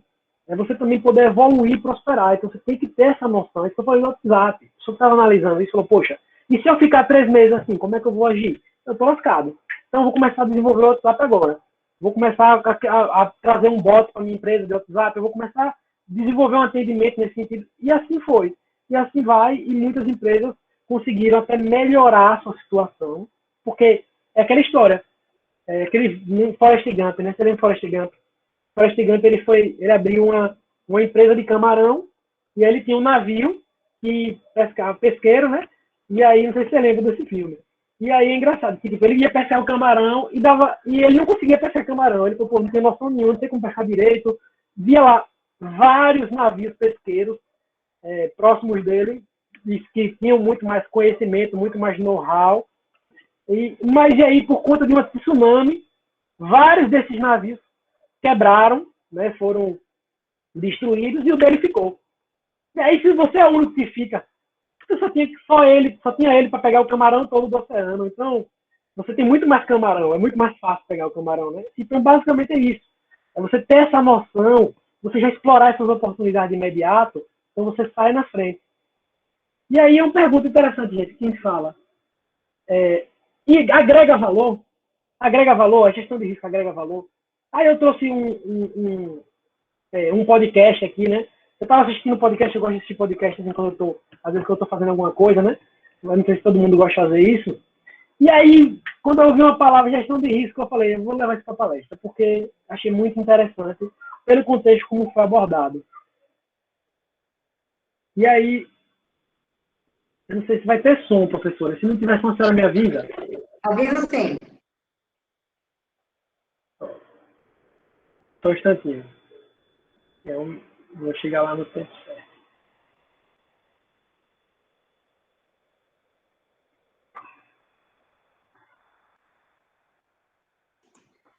certo. Tá sem som. É no YouTube, Felipe? Atenção, não, mas não tem problema não. Eu vou compartilhar aqui, eu tinha deixado plano de contingência, né, gente? Plano de contingência. Vou botar a conta aqui em outro lugar, calma aí. Se for no YouTube, você compartilha a guia do YouTube que vem o som. É isso que eu vou fazer agora, professora.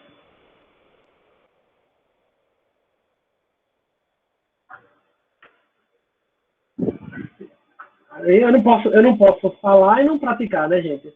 Então eu tinha deixado uma guia no YouTube pronta que eu pensei, vai que o negócio não funciona.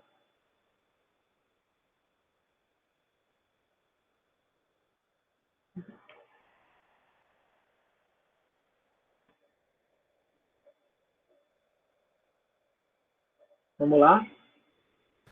Nós temos hoje uma das estruturações mais sofisticadas do mundo. Vamos fazer uma apresentação em agências de rating em Nova York e numa agência eles chegaram para nós e disseram: a gente tinha uma apresentação sobre riscos de projetos para fazer para vocês, mas a gente está vendo que vocês já trataram todos os riscos, a gente está impressionado. Vocês têm hoje uma das estruturações mais sofisticadas do planeta. Ixi, Maria, tá falhando o som? Tá falhando, Felipe, realmente tá picotando um pouco. Pega. Mas assim, pessoal, basicamente o que é que ele diz, né? Manda pra gente aqui o link no chat. O link do YouTube.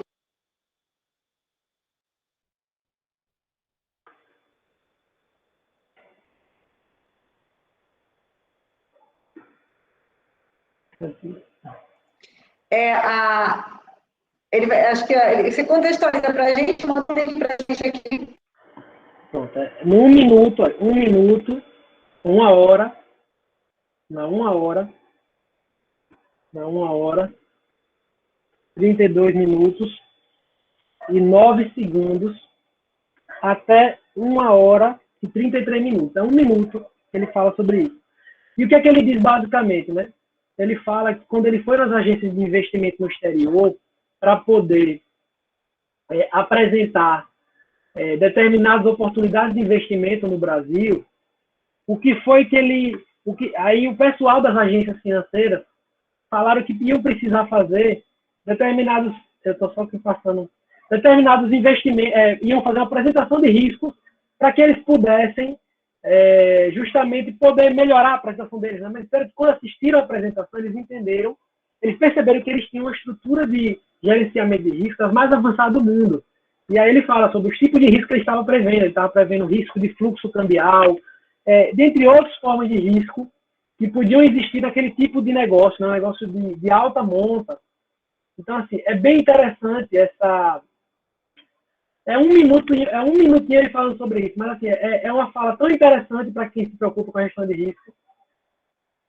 Eu estou voltando aqui para a apresentação.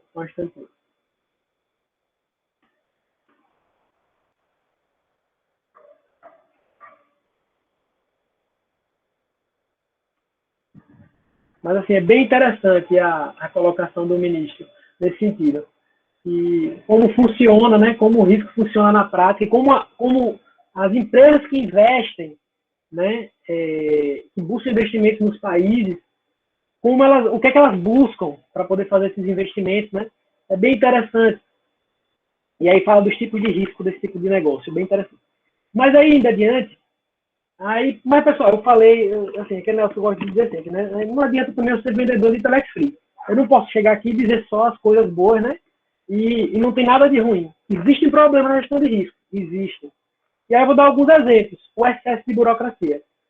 É aquele negócio, a gente que trabalha em grandes empresas, a gente percebe que poxa, mais uma coisa que eu vou ter que preencher. Meu Deus do céu. Então, assim, tem que ter um cuidado muito grande de como trabalhar isso, porque é uma burocracia, não dá para dizer que não é, né?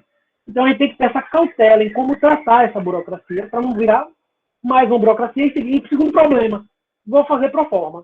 Preencho lá de qualquer jeito, jogo lá para quem de direito, e não quero saber, não quero ver, e fica por isso mesmo. Então, tem que ter muito cuidado. O terceiro ponto é a evasão de estabilidade. O que é evasão de estabilidade? Você bota lá que tem o risco daquilo acontecer, passa para o seu superior, passa para quem de direito, e aí quando o problema acontece, você fala, eu disse que podia acontecer, tá vendo? Culpa não é minha, eu falei. Então, assim, as pessoas, em vez de tentarem resolver o problema, utilizam aquilo como uma forma de evadir a responsabilidade. O outro ponto que acontece muito é justamente não ouvir os atores envolvidos, né? A pessoa está decidindo lá de cima riscos que ele desconhece, problemas que ele não conhece. Então, assim, isso é uma coisa muito complicada. E o último problema, que aí é por isso que eu botei aqui nossa querida Nazaré Tedesco, é achar que tudo é um risco. Tá vendo risco em tudo que é lugar. Meu Deus do céu, se eu acordar hoje de manhã, se eu não estiver respirando, meu Deus do céu, é um risco. E se eu não colocar a meia no pé, é outro risco. E se eu Então, assim, a pessoa começa a ver risco tudo, aí não consegue sair do lugar. Assim, não pode acontecer dessa forma. Por isso que a gente tem que ter uma noção daqueles riscos que a gente quer atacar, dos tipos de risco. E aí, pessoal, já me caminhando aqui para a conclusão, isso eu não posso deixar de citar, né? Estou mestrado em administração pública, então, assim, isso me permite me aprofundar muito em relação à gestão de risco em literaturas aí mundiais. E aí eu cito aqui, assim, só para citar, o Orange Book, que é um livro lá do Reino Unido, que traz os princípios e os conceitos de gerenciamento de risco. E ele é amplamente utilizado assim, como a principal referência do programa de gerenciamento de risco lá no Reino Unido. Ele foi iniciado em 2001 e ele tem muitas vantagens, né? Ele é aderente a padrões internacionais de gerenciamento de risco. Ele tem uma introdução ao tema muito simples, ele trata de uma forma muito interessante. É um tema chato, a depender de você pegue ele. Aí um outro lugar também que tem essa informação de uma forma muito interessante é a OCDE, que é a Organização para a Cooperação e Desenvolvimento Econômico. Trata muito de risco lá, tem muito sobre governança e risco, então é um material muito rico. E aí eu não E legal que a UFES, né, os alunos da UFES, nós professores, os servidores da UFES, têm acesso a essa base pelo portal CAPES, gratuita, viu? Aí, tá vendo, pessoal? Interessante. Tem a base gratuita de onde, professora da OCDE? A CAPES, né, no portal CAPES, né, tem a base, né, a OCDE. A OCDE é uma base que ela tem indexação de dados econômicos, sociais, do mundo, né? Todas as informações que tem da OCDE tem lá na base, tem uma base de indexação, e nós, que pertencemos à UFES, alunos, professor, servidor, entra no portal periódico CAPES, loga lá no CAF, e aí procura a base OCDE e faz as suas pesquisas ricas. Você pode fazer pesquisa de dados econômicos, sociais, do mundo sem sair de casa. Não acredito. Eu ia para o site da OCDE por fora, e às vezes tem obras que são pagas lá. E eu ficava lá você pega gratuita. Meu Deus do céu. Então, é coisa boa. Então, pessoal, aí tá vendo um benefício que só a UFES traz para vocês. Muito bom, professora. Obrigado. Foi bom para mim também. Foi bom saber disso. Agora eu vou poder pesquisar com mais facilidade. Com mais facilidade também. Um outro lugar, pessoal, que tem muita informação boa sobre gerenciamento de risco. Gente, a gente tem que valorizar aí aquilo que a gente produz aqui internamente, na nossa terra. E no Brasil, o Tribunal de Contas da União produz muito material bom, mas muito material bom mesmo. Muito material simples, muito material didático. Eu sugiro que vocês procurem lá questões relacionadas a risco no Tribunal de Contas da União. É muito bom. Quem for da área de administração pública, quem for de fora também, porque são muito preparados e fazem material muito legal. E, por fim, eu cito aqui para vocês verem como a gestão de risco é importante, né? A Lei de Licitações de Contratos, publicada agora, no 1º de abril de 2021, traz mecanismos de gestão de risco expressos no seu texto legal. De modo que as empresas públicas terão que adotar mecanismos de gestão de risco nos seus contratos públicos. Olha que coisa interessante. Então, pessoal, isso mostra a relevância do tema, isso mostra o quanto esse tema é importante. É claro que a gente não tinha como explorar ele aqui apenas no tempo que a gente tinha. E aí, se a senhora me permitir, professora, só para fechar, quer dizer para vocês o quê? A gente está na realidade. Né? Assim, a gente tem essas ferramentas muito boas, a gente tem que explorá-las, mas a gente vive no mundo real. E o mundo real não é tão simples assim para a gente poder implantar algo desse tipo. E assim, acho que uma coisa que as pessoas nas palestras, quando falam de ferramentas, não costumam falar a respeito, eu gosto muito de falar, e vocês estão estudando inúmeras ferramentas aí, como a própria gestão de risco, como outras da administração, que são muito relevantes, é que existe um mundo ideal e existe um mundo real. E nosso papel é sempre tentar aproximá-los um do outro. Então, quando a gente lida com gestão em qualquer instituição, existe o que é bom, existe o que conseguimos fazer, e existe o que temos permissão para fazer, porque a gente não faz o que a gente quer.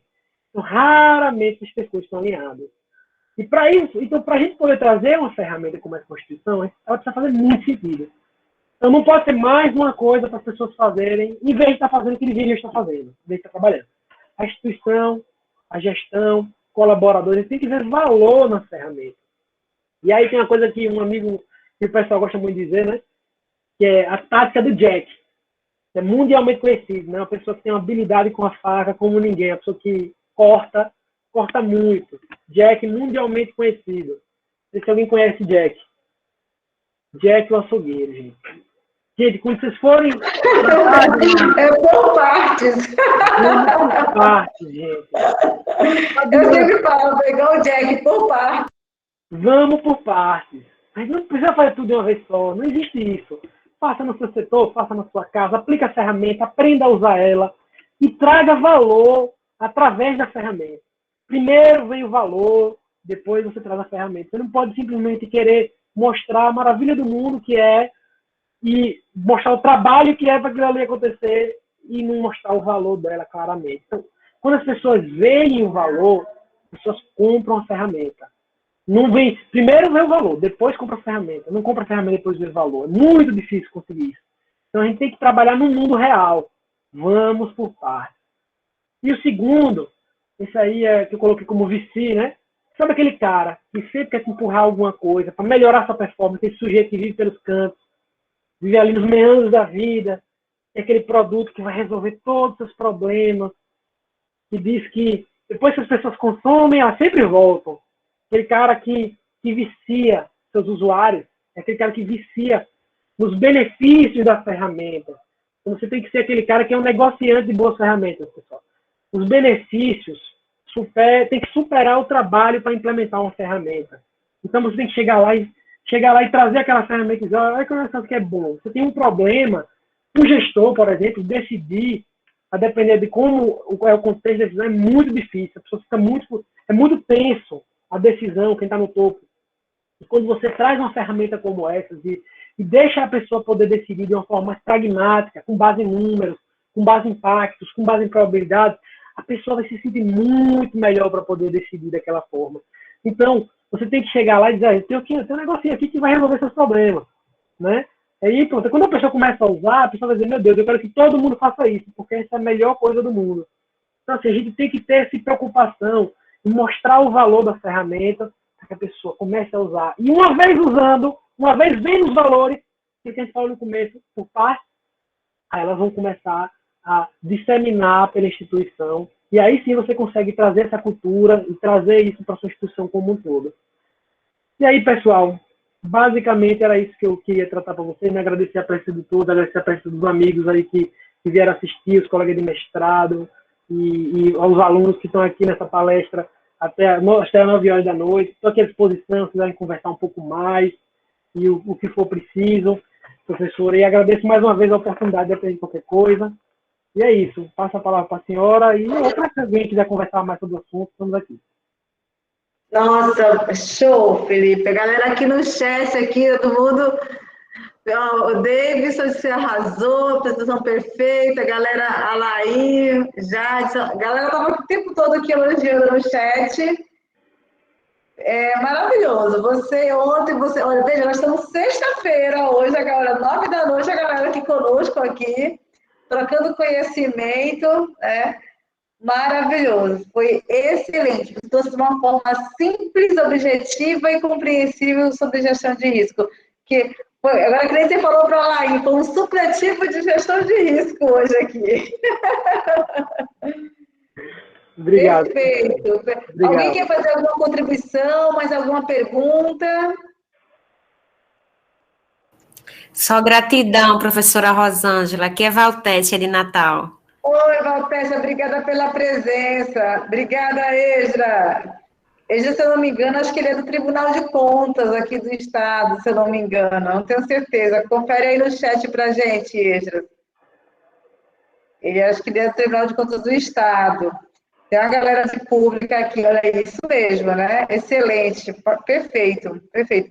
E veja, né? Veja que a gestão de risco, a gente precisa utilizar ela na nossa vida pessoal, na empresa, seja ela pública, seja ela privada. Então, a previsibilidade, as nossas mães, né, sabem fazer isso perfeitamente, né? Olha, vai sair, leva casaco, leva um guarda-chuva que pode chover, vai fazer frio, né? Professora, então, eu tinha colocado um slide, eu tirei depois, mas tem um slide que eu coloquei assim. E a terceira maior fonte de risco é a praga de mãe. E quando a mãe fala, vai acontecer, meu irmão, fica em casa. Eu avisei. Fica em casa, é fácil. Minha mãe falava muito isso, olha, faz assim. Eu avisei, você não tem que reclamar. Mãe, tem um intuitivo perfeito para risco, né? Me lembro que minha mãe lá em São Paulo, você vai sair, você já pegou o casaco, pegou o guarda-chuva, Nossa Senhora! Porque pode chover, fazer sol, fazer frio, enfim. A mãe está preparada para tudo, professora. Impressionante. Galera, aqui, ó, obrigada, gente, obrigada de coração. Essas férias, né, trouxe esses eventos para vocês, esses 2 eventos, né, para a gente não ficar parado. E veja que a temática risco, ela vem sendo discutida já há muito tempo, mas, no entanto, a atualidade vem mostrando ela como mais importante ainda nas organizações, né? Então, você percebe que a LGPD foi discutida ontem, né? Ela é uma ferramenta, começa a se ver o risco em relação a dados das pessoas. Isso já está sendo discutido já há muito tempo, implementado em outros países. Aqui no Brasil veio essa lei agora.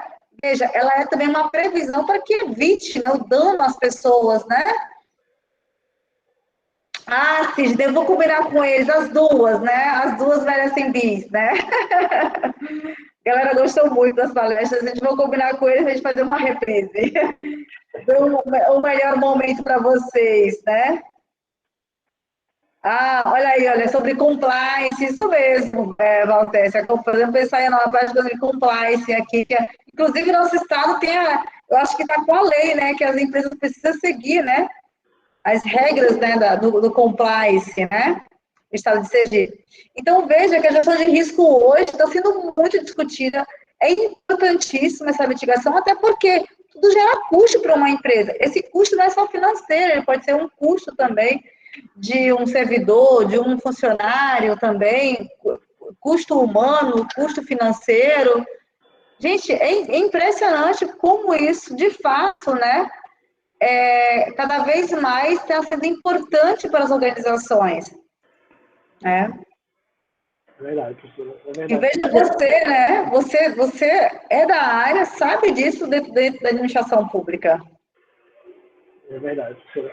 Mas, assim, aquela coisa que eu sempre digo para o pessoal, é que, assim, a gente não pode pegar e dizer, vou usar a gestão de risco, aquela coisa, né? Casa de ferreiro, espeto de pau, né? Assim, eu juro para a senhora, depois que eu comecei a estudar mais gestão de risco, você começa a querer aplicar isso na sua vida, que você vê como é algo tranquilizador. Você ter essa noção, a incerteza, na verdade, né, aquela questão que a ignorância de não saber é o que faz você dormir mais tranquilo. Na verdade, pelo contrário, você saber que está sob controle, você saber o que pode acontecer, essa é a verdadeira tranquilidade. Porque uma hora o risco vai acontecer. Veja, hoje eu entrei às 18h30, entrei no celular, entrei no computador, e aí eu fui... Bom, para passar a hora, eu tinha imprimido o material, fiquei lendo. Aí eu avisei você, 18h28, veja, né? Tava com os 2 aparelhos ligados, e de repente, a internet da minha casa caiu, meus dados móveis estavam em 3G, não estava conseguindo... Gente, eu falei, caramba! E olha que eu fiz essa previsão já, e não consegui. Aí coloquei o cabo direto, já tinha deixado o cabo direto, mas mesmo assim, né? E mesmo assim foi... Né? Eu falei, não, deixa eu descer. Na hora, eu liguei para cá e falei, tem alguém na sala de estudo? Não, estou descendo. E aqui... Mas, enfim, veja que eu fiz essa previsão, mas mesmo assim ainda aconteceu. Mas a senhora tinha um plano de contingência. A senhora fez o quê? Desceu, foi resolver. Porque, olha só, o problema todo é com a coisa, a gente fala, meu Deus, me desesperei, não sei o que fazer. Muita gente... Eu mandei uma autorização para lá ir, para que alguém entrar na sala e ele permitir. Obrigada, Valtécia.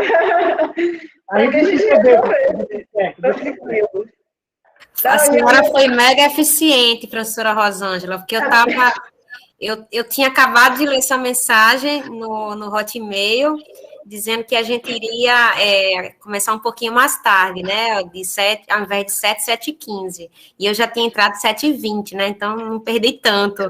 Aí de imediato eu disse, e agora o link? Aí de imediato a senhora respondeu, de imediato eu já entrei. Foi realmente uma contingência aí muito eficaz, viu? Parecia que tinha várias mãos aí ao seu redor, uns tentáculos para resolver celular, computador, Facebook, Instagram, que mais? E Zap, enfim, várias coisas resolver. São várias telas aqui. As mãos são as minhas, né? Porque eu mandei e-mail para os alunos, avisando, gente, ó, né? Vai atrasando uns 15 minutos, já mandei e-mail informando, aí a Valtessa mandou e-mail, eu não estou conseguindo entrar, eu segue o link de novo. Mas deu tudo certo, viu? A senhora foi extremamente eficiente nessa questão aí, já entrou no curso, já aplicando a prática, né? Isso aí. Controlar a ansiedade, o medo, inteligência emocional bem top, e aí resolveu o risco. Pronto. Ai, obrigada. A galera tá aqui, ó, elogiando vocês aqui, viu, gente? Obrigada. Nós vamos pensar numa outra temática, que nós estamos voltando às aulas semana que vem, né? A gente tem que ver um dia legal, que vocês consigam participar, porque pode ser... Às vezes a gente fazer uma palestra boa e vocês não terem um momento para participar, que às vezes tem aula, coincide de chocar. Eu estou fazendo esses eventos nas férias, para que vocês participem mais e tenha... uma absorção melhor do conteúdo, porque às vezes você está na aula online e aí não consegue. Depois eu vou ver os horários de vocês direitinho no DAD, vou ver se tem algum dia de folga para vocês e vou trazer nesses dias, tá bom? Obrigada, gente, de coração. Felipe, Alain, que está aqui a galera do mestrado, Maiara estava aqui me prestigiando, eu vi que ela estava aqui. Gente, obrigada de coração. A galera do CESAD, os alunos também do CESAD que estão aqui também, que eu pedi para que eles participassem em peso, né? E aí, olha, você e a Laís estão pro Brasil, viu, esses eventos de vocês. Galera aí, ó, coloca aí. Ontem a Laís, tinha gente de tudo pelo estado brasileiro aqui. Gente do Pará, de Natal, do Sul. Logo no começo, o colega de Tomé Açu já falou que estava aí presente também. Ai, que massa, Tomé, olha aqui, Pará, temos Natal. Alguém mais de outros estados aqui? Olha aí, Felipe, Valtessa mandando seus parabéns aí no chat. Ribeirão Preto, massa. Feira de São Paulo, adoro Ribeirão. Galera massa. E tem muita gente aqui que já estão formados, tem galera que já passou, a Vívia, se não me engano, a Vívia me orientando, que terminou, e Vívia é da área de imobiliária, a menina é fantástica. Obrigada, Extras, né? A galera do CESAD, esses eventos vêm para agregar muito com eles, porque eles já são EAD, e eles tinham um encontro conosco, no semestre, 2 encontros, e depois se distanciamos totalmente, né? A galera do presencial, a gente ainda se encontra ainda, conhece o pessoal, e o pessoal do EAD, tadinhos, ficaram bem mais prejudicados, pelo menos tinha os encontros presenciais. Então, esses eventos vêm para agregar muito para eles. Professora, precisamos, estamos à disposição. Foi um prazer muito grande estar aqui hoje. Fiquei muito feliz. Agradeço a presença de todo mundo mais uma vez. Agradeço a senhora, agradeço aos colegas lá do mestrado, os amigos que vieram aqui prestigiar. E muito obrigado mais uma vez.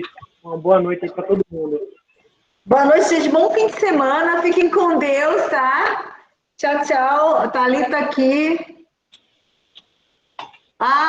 Ciências atuariais. Exatamente, interdisciplinar. Esses eventos sempre eu procuro trazer.